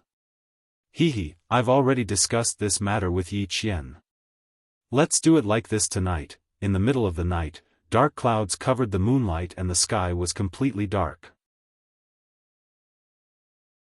Looking at Telin city from afar, other than the moving torches on the city walls, which were soldiers patrolling, everything else was pitch black. It gave off a very quiet feeling. However, the atmosphere suddenly changed. The originally quiet city was suddenly filled with rumbling sounds. Then, the west gate was opened and a large group of people rushed out. They appeared like a whirlwind and rushed towards the river guards. After the west gate was opened, the south gate opened as well. Unlike the other gates, the south gate remained silent after it was opened. Not a single soldier walked out from it. The contrast between the two was very obvious. Outside the south gate, Yang Chendong, who had already changed into a golden cloak, was slowly approaching under the protection of 1,000 black knights. Behind the black knights were tens of thousands of North Korean soldiers and 10,000 Beiming army soldiers. They arrived at the south gate unhurriedly. Then, they entered as if there was no one around. Just like that, they entered the city through the gate openly. They didn't encounter any obstruction or resistance during the process. In the commander's residence of Telin City, the commander, Song Quan, had already committed suicide in the courtyard. A white cloth was covering his body and a group of soldiers were kneeling on both sides of him. When Yang Chendong arrived, he saw this scene. Greetings, Bugnam of Gojoseon. The moment Yang Chendong entered the courtyard, everyone, led by Yi Ligang, fell to their knees. Sigh, a proper burial. After Beta Persei opened the white cloth and confirmed that the deceased was indeed Song Quan, Yang Chendong sighed emotionally. Thank you, Bugnam of Gojoseon. With Yi Ligang as the leader, everyone kowtowed once again. Song Quan died just like that. Perhaps he knew that if he didn't die, his family in Beiming wouldn't be safe, so he sacrificed himself in exchange for everyone's lives. Yi Ligang knew the whole plan. He really wanted to prevent his benefactor from dying, but he also knew that it was useless. Song Quan's survival meant that his family in Beiming had to die. There was no other choice but to sacrifice one person in exchange for everyone's lives. And before Song Quan died, he still did a lot of things. He really needed Yi Ligang to take care of his family in the future, so he first arranged for Zhongqing, who was a thorn in his side, to leave the city. Then, he handed over all the military and political power to Yi Ligang, and then died peacefully. After Yi Ligang learned of the plan, he secretly sent someone to contact Yang Chendong. This was how the 5-star army safely entered the city and took over everything. You're Yi Ligang. Let's talk inside. Yang Chendong already knew everything that had happened. He couldn't do anything about Song Quan's choice, but he also admired him. He was full of curiosity about Yi Ligang.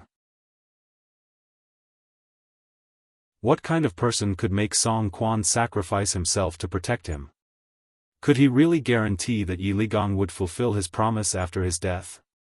In the main hall of the commander's residence, Peng Yu, Ba Daojiang, and the others, who had transformed into Long Wei, carefully inspected the place.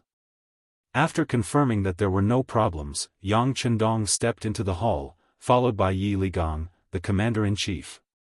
Yang Chendong sat down on the main seat while Yi Ligang stood with his hands by his side. The two of them sized each other up.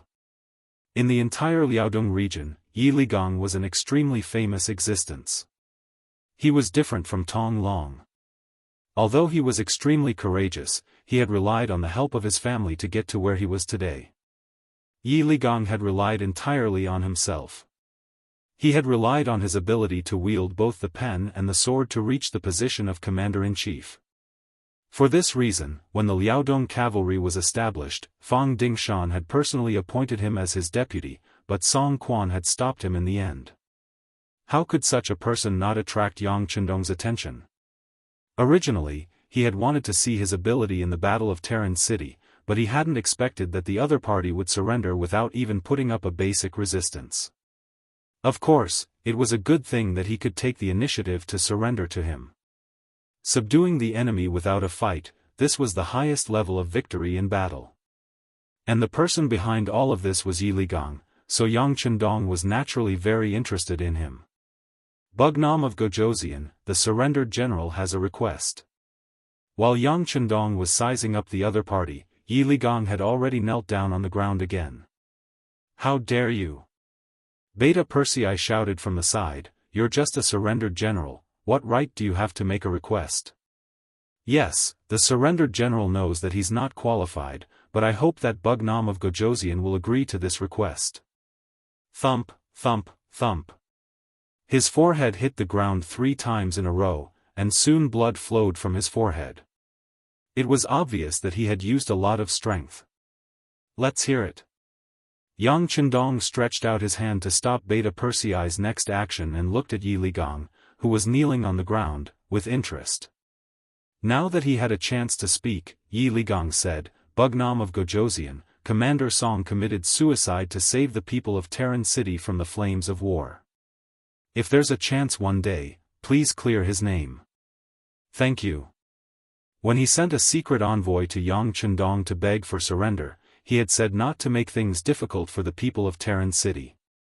At that time, Yang Chendong had also agreed. However, he didn't say anything about clearing Song Quan's name.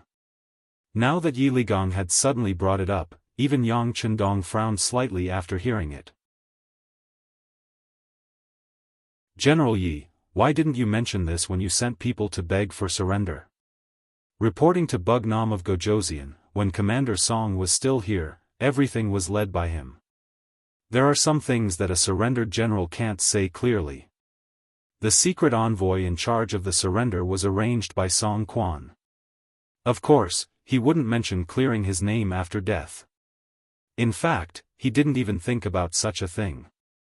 What he cared about was the safety of his family in the capital and the hundreds of thousands of soldiers and civilians in Terran City. Since Song Quan didn't mention it, Yi Ligong couldn't not mention it. Now that he had the opportunity to talk to Yang Chendong, he brought it up. Yang Chendong nodded slightly with a look of understanding. Then, he looked at the kneeling Yi Ligong and asked with a smile, you want this king to clear Song Quan's name? Aren't you worried that this king will be defeated and killed one day? If that's the case, clearing his name will be meaningless. There was a prerequisite for clearing Song Quan's name, and that was that Yang Chendong could succeed. Otherwise, not only would the matter of clearing his name be a joke, it would also bring great trouble to Song Quan's family. No. Although the surrendered general only lives in a remote corner, he has long heard of the 5-star army's love for the people. A king who cares about the people of the world, how can his future be limited? This surrendered general boldly believes that the world will eventually belong to Bugnam of Gojoseon. Yi Ligong was also smart. He took the opportunity to explain and flatter Yang Chendong. Bootlicker. Beta Persei, who was standing at the side, said softly. How could these words escape the ears of Yang Chendong, who had entered the quasi-grandmaster realm? However, he didn't care. Instead, he chuckled and asked, General Yi, you said that this king cares about the people in his heart. Are the Bai Ming Emperor and the Southern Ming Emperor not the same? It's not the same. Yi Ligong shook his head. If he was still the Bai Ming commandant, there were some things that he couldn't say even if he thought about it. Otherwise, it would be a choice, and it would be treacherous. But now, Since he had chosen to surrender to the 5-star army, he naturally didn't have any concerns.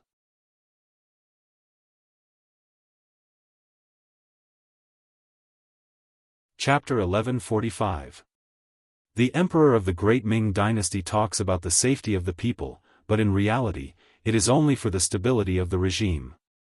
In their eyes, the officials and the major clans of the world are seeking benefits, finding a balance between them, and consolidating the regime. Bugnam of Gojoseon is indeed different. Because of your appearance, the status of the Han people in the world has been raised by more than one level. This can be seen from yesterday when you only besieged the city and did not immediately attack. Based on this point, the surrendered general believes that you are a sincere ruler. After Yi Ligang finished speaking, he once again knelt on the ground, as if he had said all that he should say and would let Yang Chendong deal with him.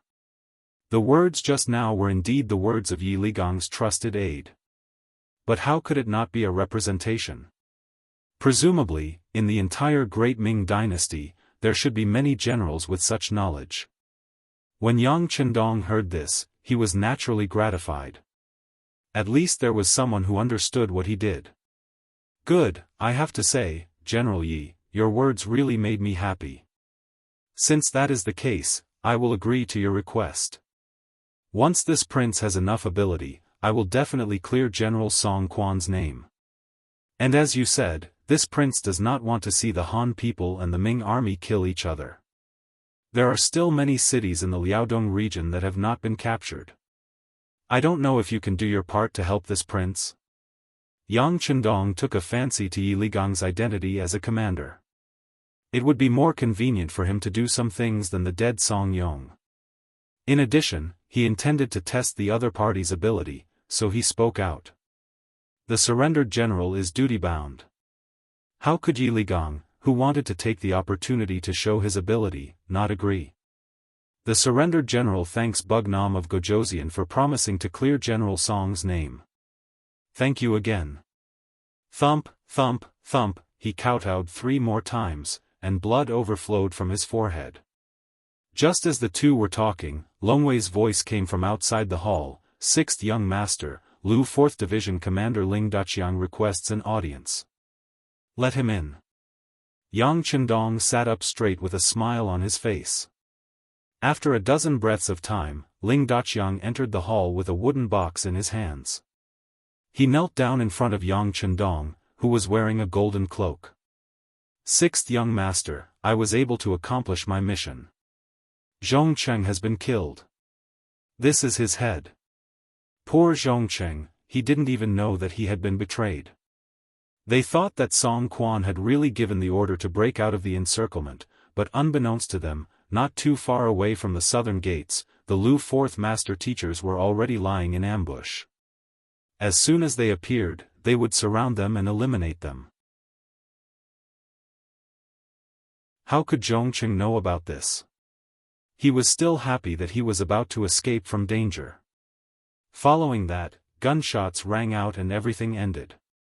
Zhongcheng was dead. Not only that, but his family members who followed him out of the city didn't end up well either. Most of them were captured, and his evil youngest son was also killed in the chaos. It could be said that they had avenged Song Yong. Yang Chendong didn't look at the head in the wooden box. Instead, he sighed and said, "Release the news that Zhongcheng secretly escaped from the city and created an opportunity for the 5-star army to enter Terran City." After a series of resistance, Yi Ligang was captured and Commander Song Quan died in battle. As soon as Yang Chendong said this, Yi Ligang, who had just stood up, revealed a grateful expression. By pushing all the blame to the dead Zhongcheng, Song Quan's family members in Baiming capital would be safe. Beta Persei agreed and immediately sent someone to spread the news. Yang Chendong asked Yi Ligang to stay behind and asked him about the Liaodong region. Yi Ligang already had thoughts of joining Yang Chendong, so he naturally told him everything he knew. Bugnam of Gojoseon, before the Liaodong region was renamed as the new Gondusi region, I followed Commander Song Quan here. I don't know everything here, but I know 90% of it. Let's start with the most powerful place, the Jianzhou Guards. Yi Ligong was indeed worthy of being chosen by Song Quan. He knew the situation here very well. Many of the things he said were the same as the information sent by the intelligence department. There were also some things that even the intelligence department didn't know. Okay. Seeing Yi Ligong stop talking, Yang Chendong laughed heartily and slapped his thigh. It seems that General Yi is indeed very familiar with the situation here. If that's the case, I wonder if you can persuade the nearby guard stations that haven't been taken down by our 5-star army? Yi Ligong didn't immediately answer. Instead, after thinking for a moment, he raised his head. It shouldn't be a problem. If Bugnam of Gojoseon trusts this Yi, then leave this matter to me. Seeing Yi Ligong so confident, Yang Chendong was even more happy. Okay, I'll leave this matter to you. How many soldiers do you need? There's no need. I'll just bring some personal guards. However, I hope that Bugnam of Gojoseon can give me some silver. This isn't to bribe anyone. It's just that some places are too poor. They can't even pay the soldiers. Speaking of this, Yi Ligong felt a bit embarrassed. After all, he was the commander of the Liaodong region.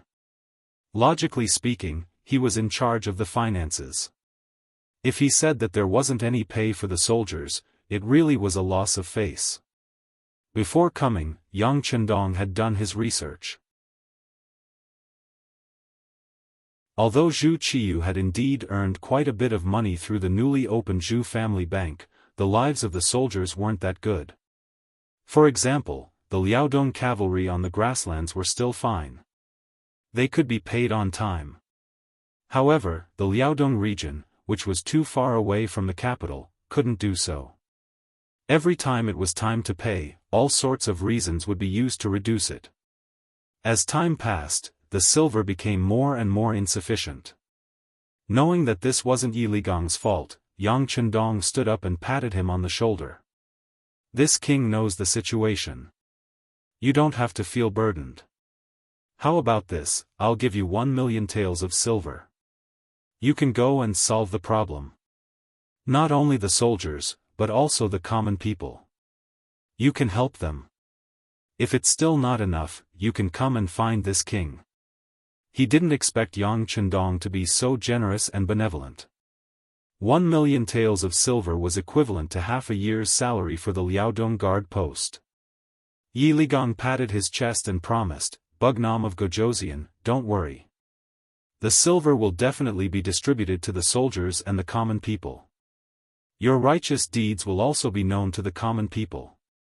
Yi Ligong knew very well that Yang Chendong was trying to buy people's hearts. However, he also liked to do this kind of thing. If Zhu Qiyu had been willing to take out silver to buy people's hearts, the Liaodong guard post wouldn't have been so weak. Song Yong wouldn't have been able to convince several guard posts in succession. In the end, it was all because they didn't have money. Terran City was finally taken. The loss of the Liaodong guard post in the north also meant that the plan to invade Liaodong was already half successful. Yang Chendong didn't cheer because of this. He knew that once the news spread, Zhu Qiyu would definitely send reinforcements. If he didn't defeat these people, he would tell the acting emperor that Liaodong was no longer under his control and make him give up. This was the most important thing. The new army was still madly sweeping through the Liaodong guard post.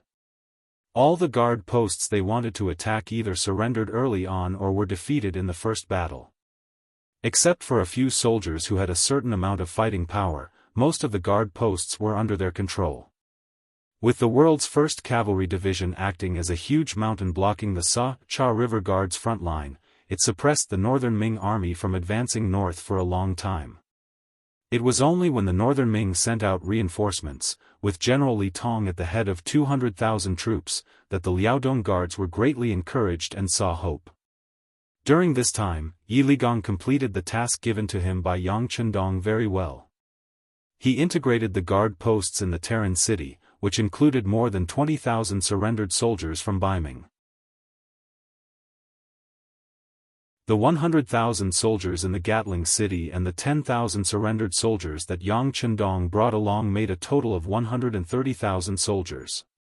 Yang Chendong naturally wouldn't be polite with such a force.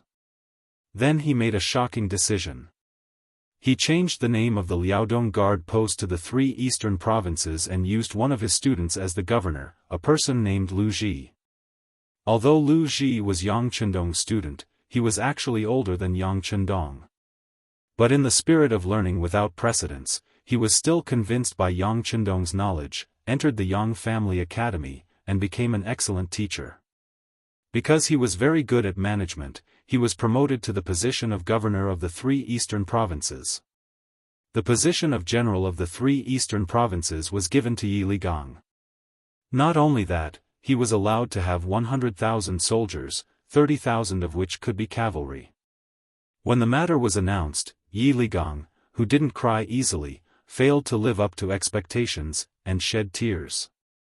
Then he secretly swore in his heart that a gentleman would die for his friend and follow Yang Chendong for the rest of his life.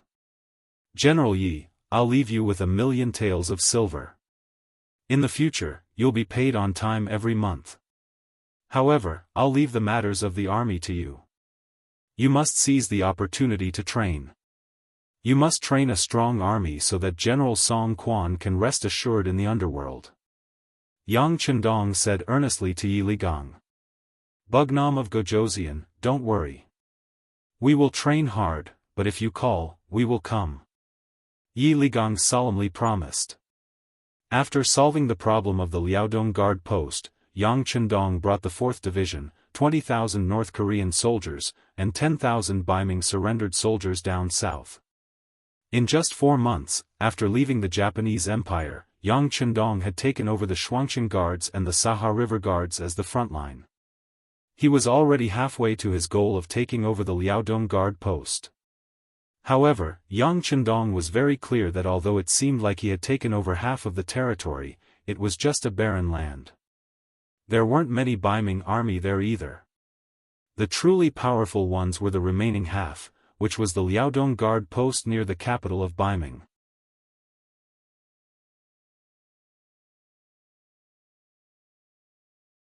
Chapter 1146. But no matter what, the initial goal had been achieved. The new supply line had been opened.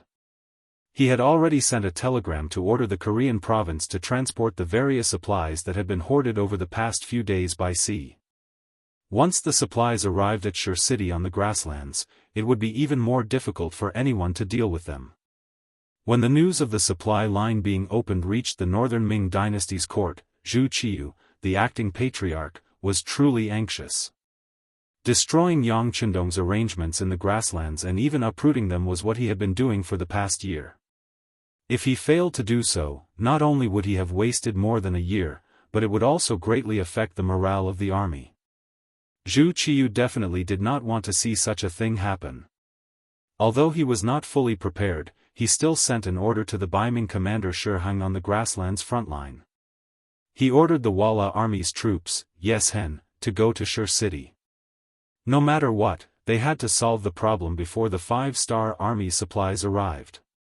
At the same time, Zhu Qiyu sent someone to quickly inform General Li Tong, who had already sent troops and was about to reach the Liaodong region. In the face of the 5-star army, they had to win and not lose, even if it was a draw. In short, they had to block the main force of the 5-star army in the Liaodong region so that they could not support Grassland City. The emperor gave orders one after another, and the situation in the Liaodong region became extremely tense.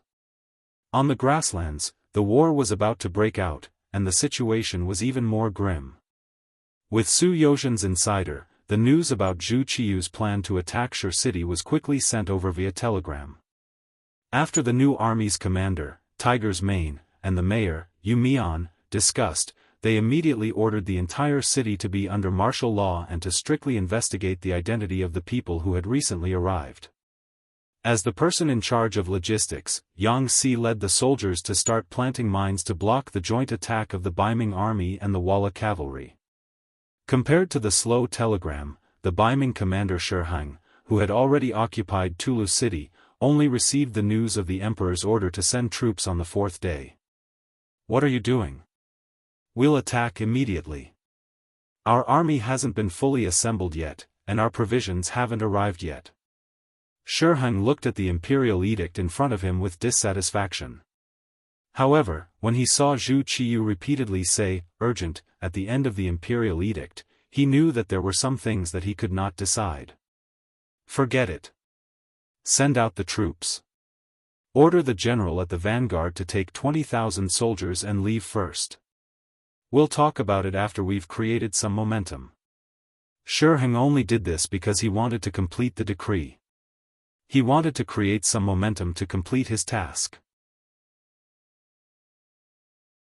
However, what he didn't expect was that not long after the vanguard army left Talu city, they were ambushed by a new army before they even reached the beginning city. In just over half a day, the vanguard army was defeated. More than 10,000 people were killed and captured. In the end, only about 50,000 people managed to escape. After being hit in the head, Shiheng finally calmed down. He knew that in the face of such a powerful opponent like the 5-star army, all kinds of accidents could happen if he was a little careless. Therefore, he suppressed the urge on the imperial edict and nervously contacted Yeshen, asking him to send troops to cooperate. At the same time, he called back 70,000 Liaodong cavalry and made preparations to attack the beginning city. In the beginning city, the commander of the new army, Tiger's Mane, was cheering for the victory of the first battle. However, after learning about Shiheng's preparations from the intelligence personnel, he didn't dare to be careless.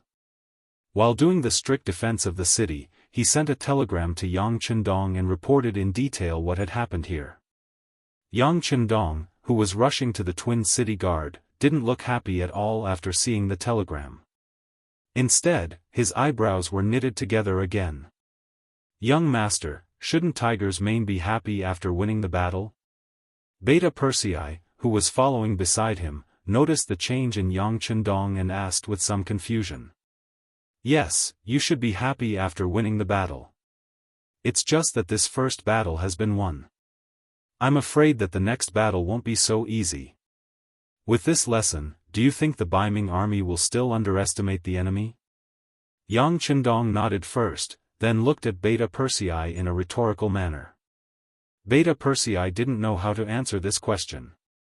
He could only touch his head and chuckle. It's okay, with Tiger's Mane there won't be any problems in the beginning city. I also believe in Tiger's Mane. There won't be any problems in the short term, but it's hard to say after a long time. So we have to speed up, we can't continue to wait. In this way, order the entire army to speed up. Yang Qindong nodded. Although Tiger's Mane had never complained, Yang Qindong could imagine that after not receiving any supplies for more than a year, even if there were some stocks before, there wouldn't be much left now. Under the order of Yang Qindong, the army once again sped up. Meanwhile, at this time, 200 li southwest of their destination, Twin Cities Guard, Northern Ming's 200,000 reinforcements had already arrived, moreover gathering together with Jian Province's left guard General Chen Do. Since Tong Long was captured with 3,000 cavalry, Chen Dula retreated into his shell like a tortoise and never came out again. Even if he could see the scattered 5-star army's cavalry scouts nearby, he still turned a blind eye to them. It wasn't until he heard that the 200,000 reinforcements sent by the emperor had arrived that he hurriedly left the city and brought some provisions and military supplies out. Speaking of which, Chen Dula and Li Tong were old acquaintances. Although they weren't very close, they could still be considered old friends. When they met again, there was no need to be polite. Perhaps they also knew that they were now grasshoppers on the same rope, and they couldn't run away from each other. General Chen, the situation isn't good. The 5-star army is coming aggressively, I'm afraid it won't be easy to deal with them.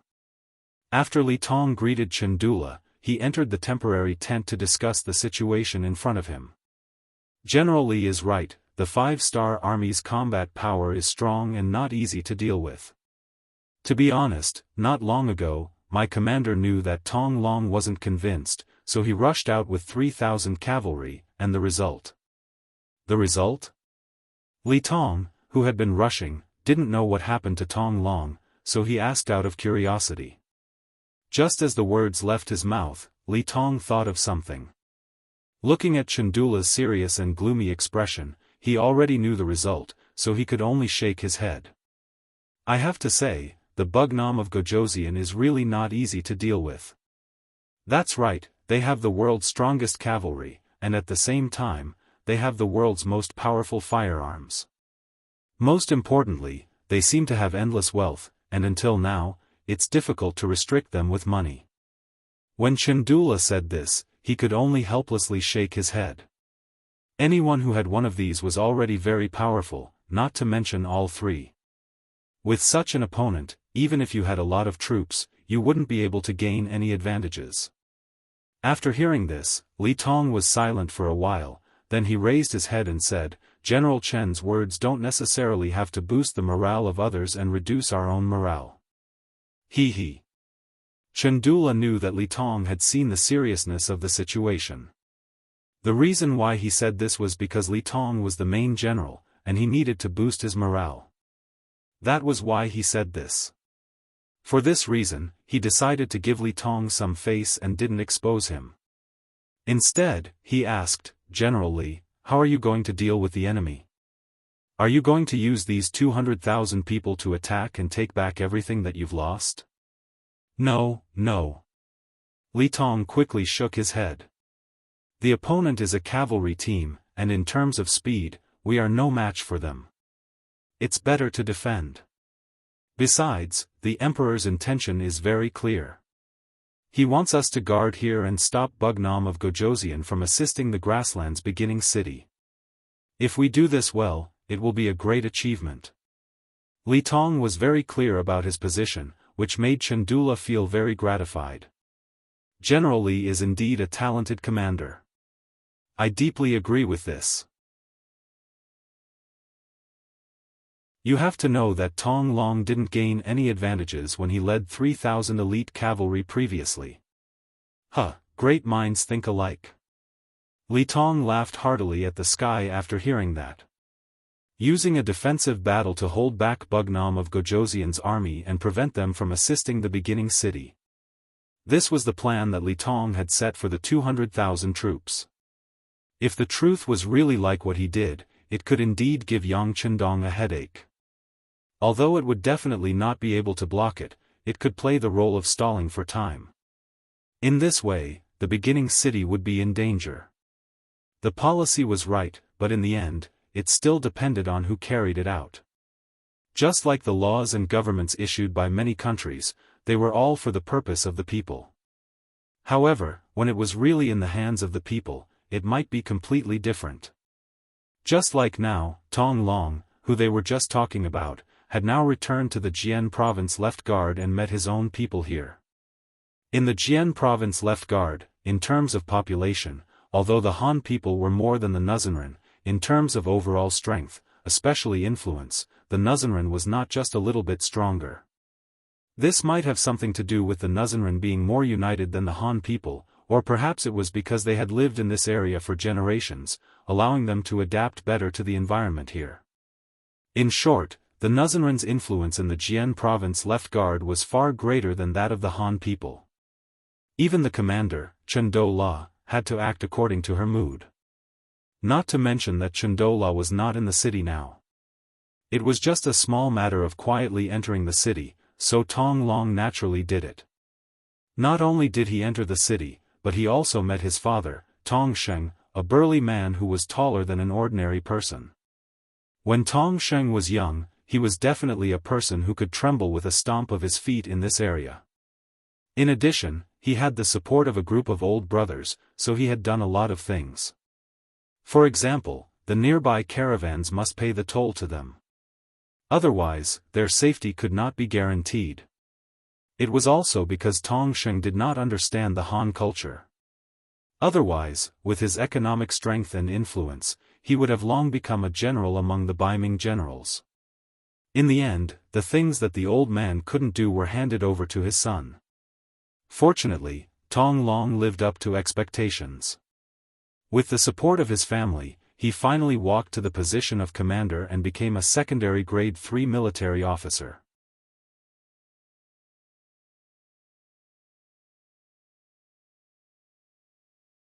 Chapter 1147. With Tong Long's good performance, Tong Sheng was like a tiger that had grown wings. In the big city of the Jianghu left guard, there was no one who dared to not give him face. However, all of this changed when Tong Long and his 3,000 elite cavalrymen suddenly disappeared. Tong Sheng and Tong Long were father and son. One was a businessman while the other was an official. When one of them was missing, the problem naturally arose. The cake was only so big, and most of it was still controlled by the Tong family. Now that there was finally a chance to redistribute it, who would give up this opportunity? During this period of time, the Tong family had become the target of public criticism. They had become the target of everyone's attacks, both openly and secretly. Even Chandula, as the commander, had begun to take sides, as if he wanted to help another family rise in the city. The Tong clan's days became harder and harder, and they were getting worse day by day.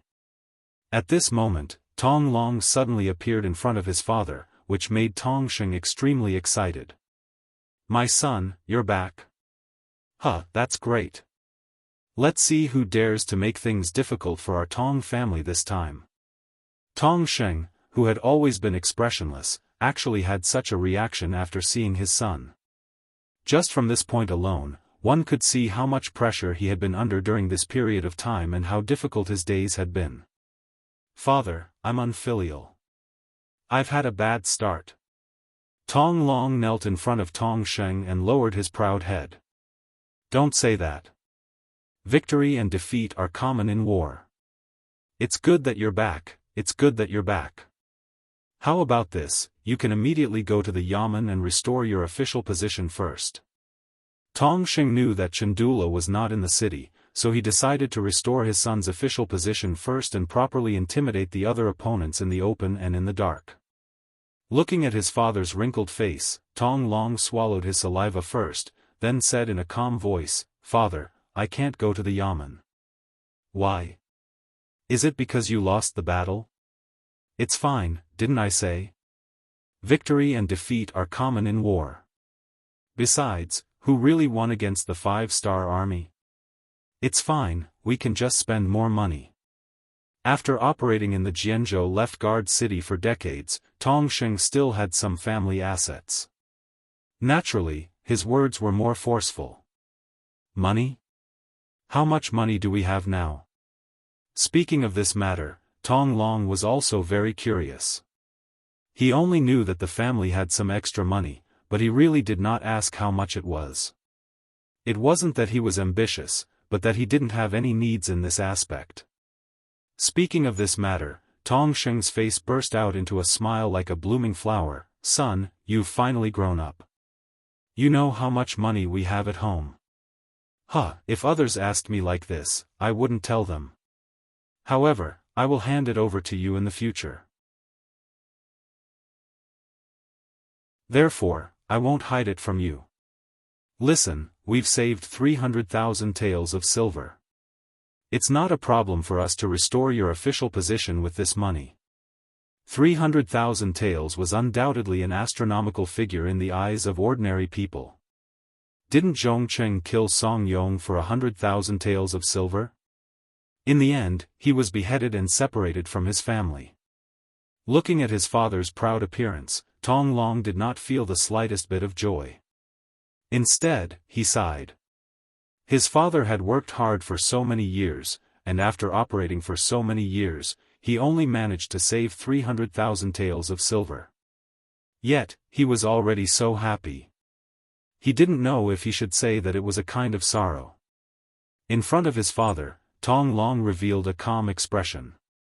His right hand slowly reached into his pocket, and then he easily took out 500,000 taels of silver. "Father, what do you think this is?" "Silver?" Tong Sheng's eyes weren't blurry and he recognized the item in front of him at first glance. When he took a closer look, he realized that it was Xianxia's 500,000 taels of silver. When he realized that it could be exchanged at any Yang family bank, his eyes widened. Where did this come from? Of course it was given to me by the 5-star army. I won't hide it from father. I am now a member of the 5-star army. Because of my outstanding strength and outstanding performance, I am now a company commander. Of course, I am confident that I can lead more troops in the future. When he spoke of this, Tong Long's arrogant side appeared again. Ever since Tong Long was captured by Commander Bai Shuang, he couldn't accept it. When he woke up and ate a large amount of food, he started to shout loudly. What he meant was that he couldn't accept it. If it wasn't for the 5-star army's strategy that caused them to be exhausted, he definitely had the ability to fight it out and even win. Logically speaking, a captive shouldn't have the right to speak.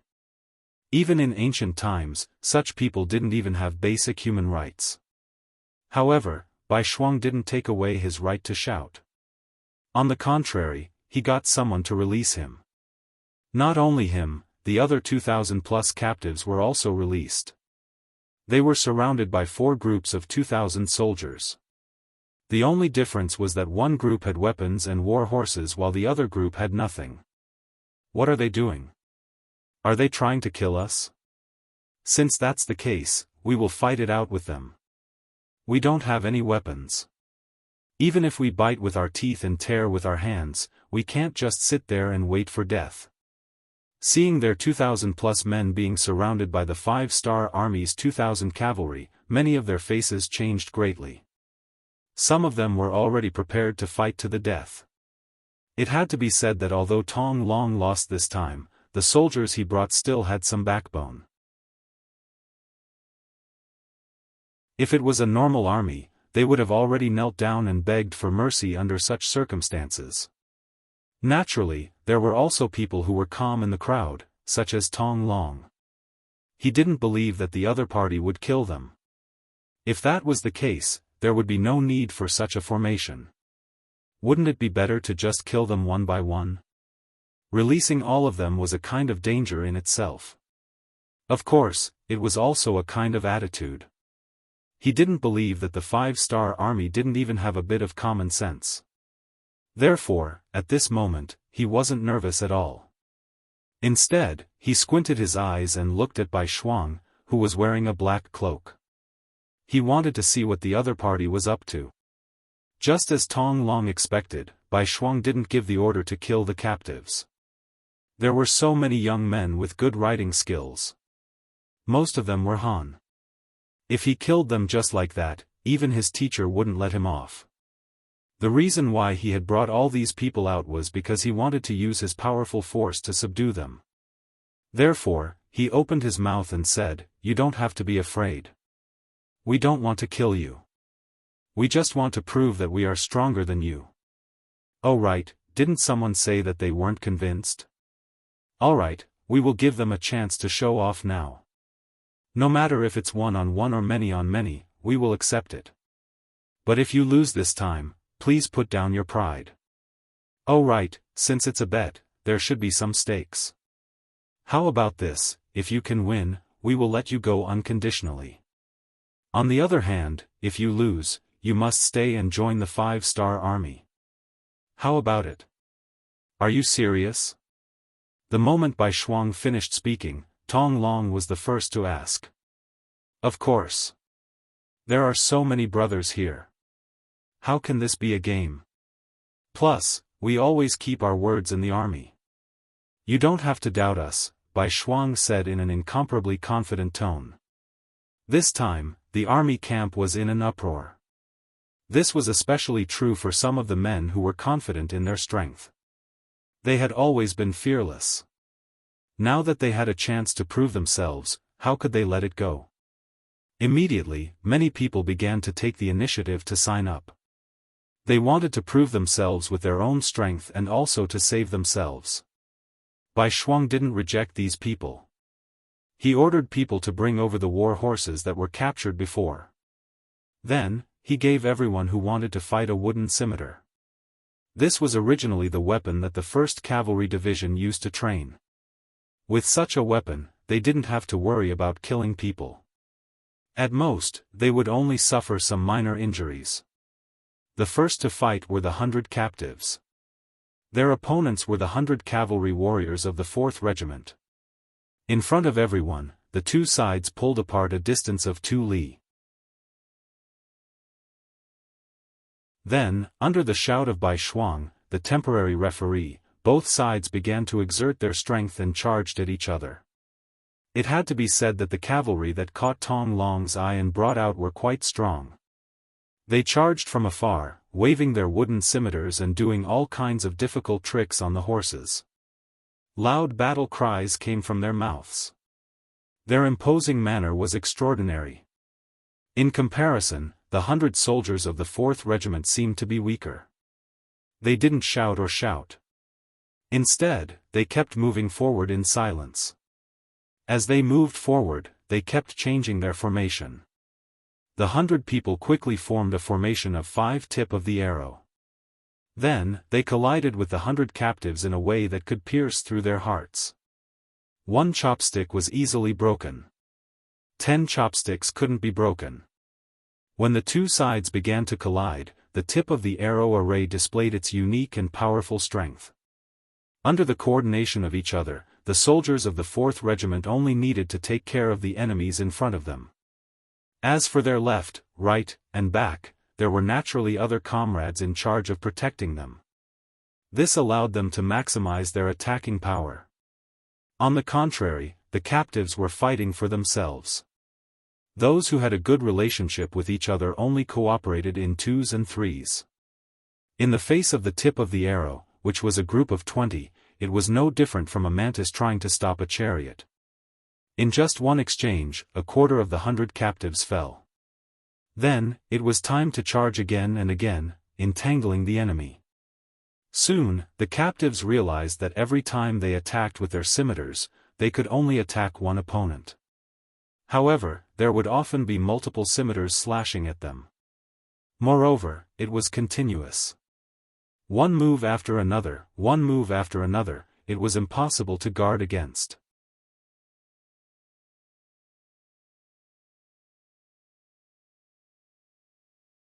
Chapter 1148. Under the relentless attacks, more and more captive soldiers were cut down by the wooden scimitars and fell off their horses. In less than half an hour, all 100 captive soldiers had fallen off their horses.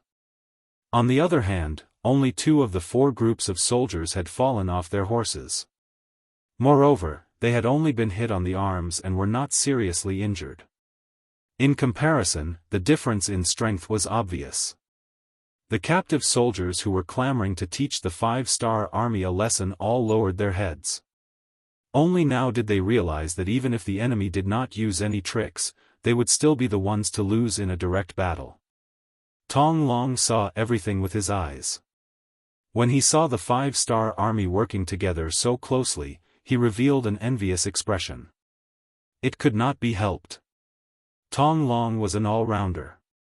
It was not that he had never thought of using cavalry to fight together, but the soldiers under him were all arrogant and unruly. In addition, they had not met any worthy opponents. It was too difficult to gather them together for training.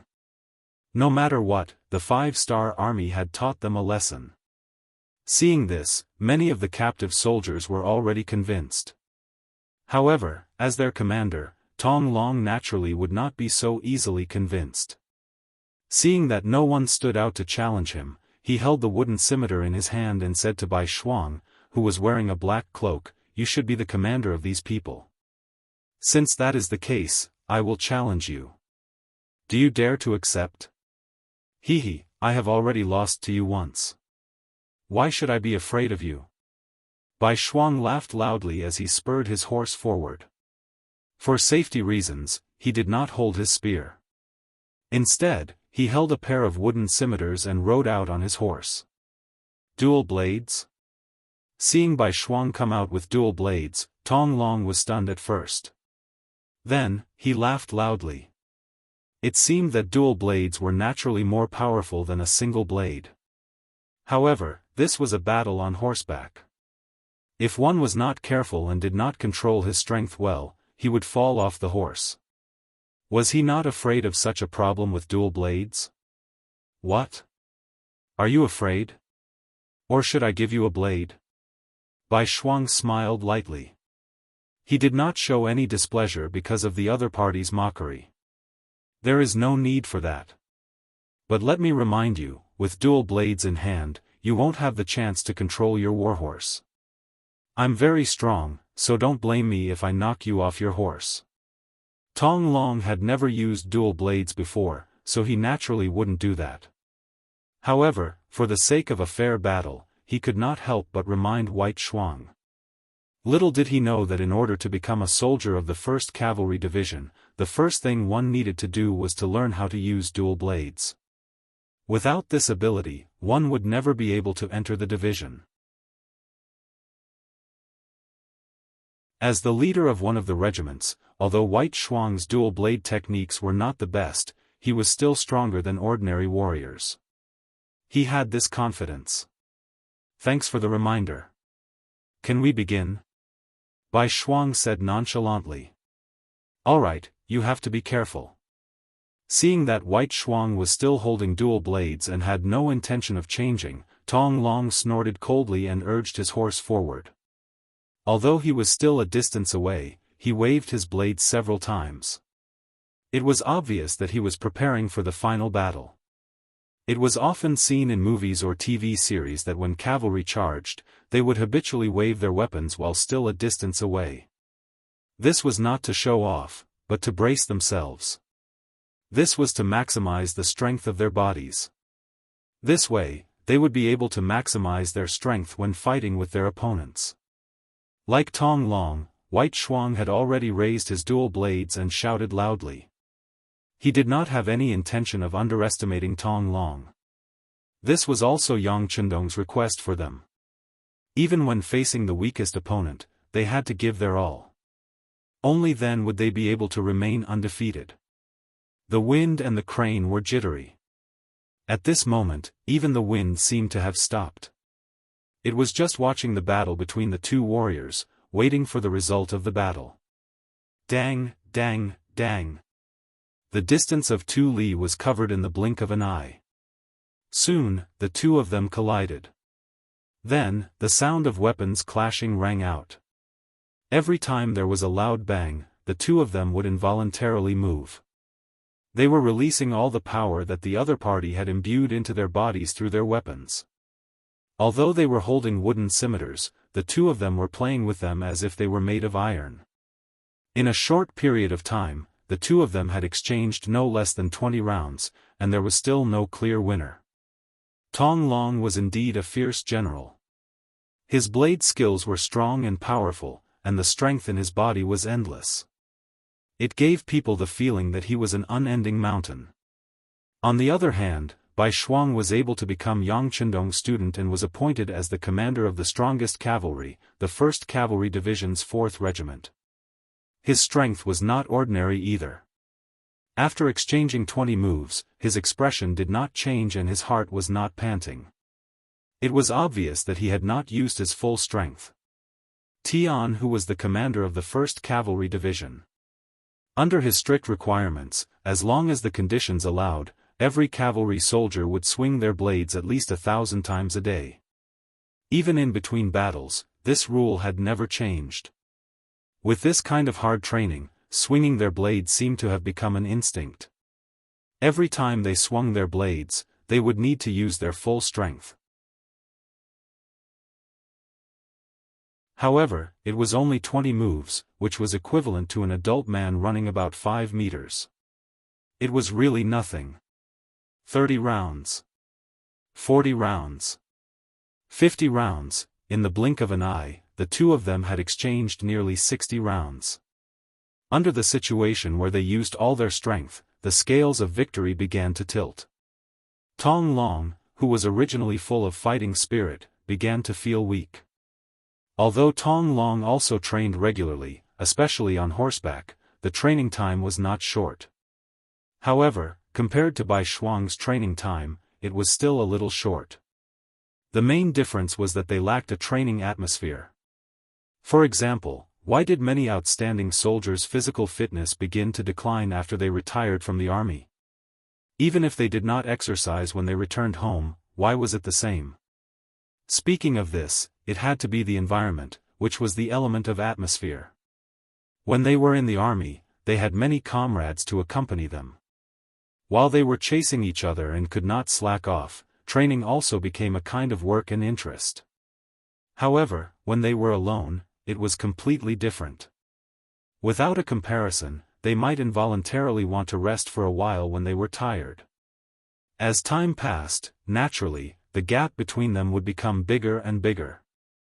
It was precisely because Tong Long did not have such a good environment that he could match Bai Shuang in a short period of time. However, as time passed, the disadvantage became more and more obvious. This was especially so after 50 rounds when White Shuang used 2 swords. Under the continuous attacks, he could only defend himself and could not attack. When all the soldiers who were watching saw this, they could basically see the outcome of the battle. Some of the captives who had placed their hopes on General Tong Long had no choice but to lower their heads. Even the strongest person on their side was not a match for the other party. How could they fight this battle? Sure enough, it was as everyone expected. In the 65th round, Tong Long, who had been bitterly defending, finally revealed a flaw. Because his blade was not fast enough, the hole in his chest was wide open. Using this opportunity, Bai Shuang chopped down and hit him in the chest. If Bai Shuang had not held back, just this attack alone would not have taken his life, but at least a few of his ribs would have been broken. With a plop, Tong Long finally fell off his horse. When he fell to the ground, he was still panting heavily. It could be felt that the battle just now had exhausted him. Swoosh!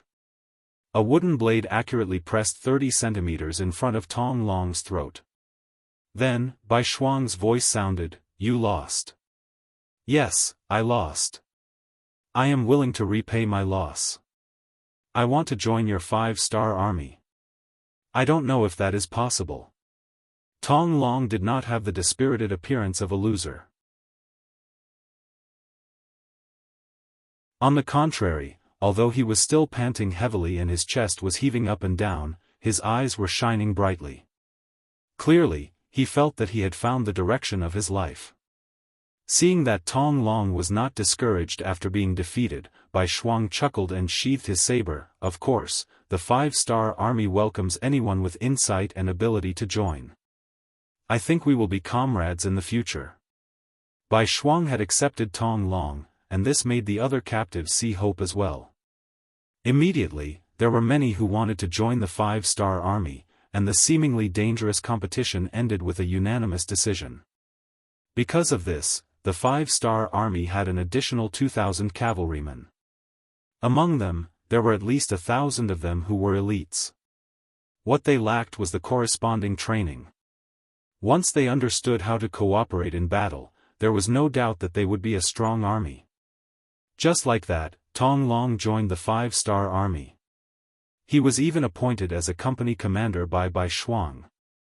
He led 100 elite cavalrymen under him. This time, he was the one who requested to return to the Jian province left guard. He wanted to perform meritorious deeds. A company commander was not enough to satisfy him. He wanted to take over the Jian province left guard and give it to Bugnam of Gojoseon as a gift. After seriously listening to his son's story, Tong Sheng really did not know what to say at this moment. Although he had seen the problems of corruption in the Great Ming Dynasty and the bitter lives of the people, the Great Ming Dynasty was still the Great Ming Dynasty. They had a population of 60 million and an army of millions. Such a huge force would undoubtedly be the best target to rely on. But now, his son had chosen Bugnam of Gojoseon, who was the enemy of the Great Ming Dynasty. It was simply unrealistic and impossible for him to immediately express his support. Tong Sheng stood there for a long time without saying anything. Tong Long guessed his father's thoughts and knew that there were some things that needed to be said. This was because without his father's support, his plan could not be completed. He immediately said, "Father, you know about the Japanese Empire, right? Now, he has completely submitted to Bugnam of Gojoseon. In the future, there will be no Japanese Empire. There will only be the Japanese province. It will become a part of Bugnam of Gojoseon's territory." "Father, I'm afraid you still don't know. Bugnam of Gojoseon has already taken over Terran City. Among them, Commander Song Quan committed suicide, Commander Tongji Zhongcheng was killed, and Commander Yi Ligang became a general in the 5-star army. Bugnam of Gojoseon has already given the order to change the Liaodong region into the 3 eastern provinces. Yi Ligang has also become the first general of the 3 eastern provinces." You're tuning in to the Unparalleled Sword Will YouTube channel. Don't forget to subscribe and join us on this journey to catch the most captivating stories.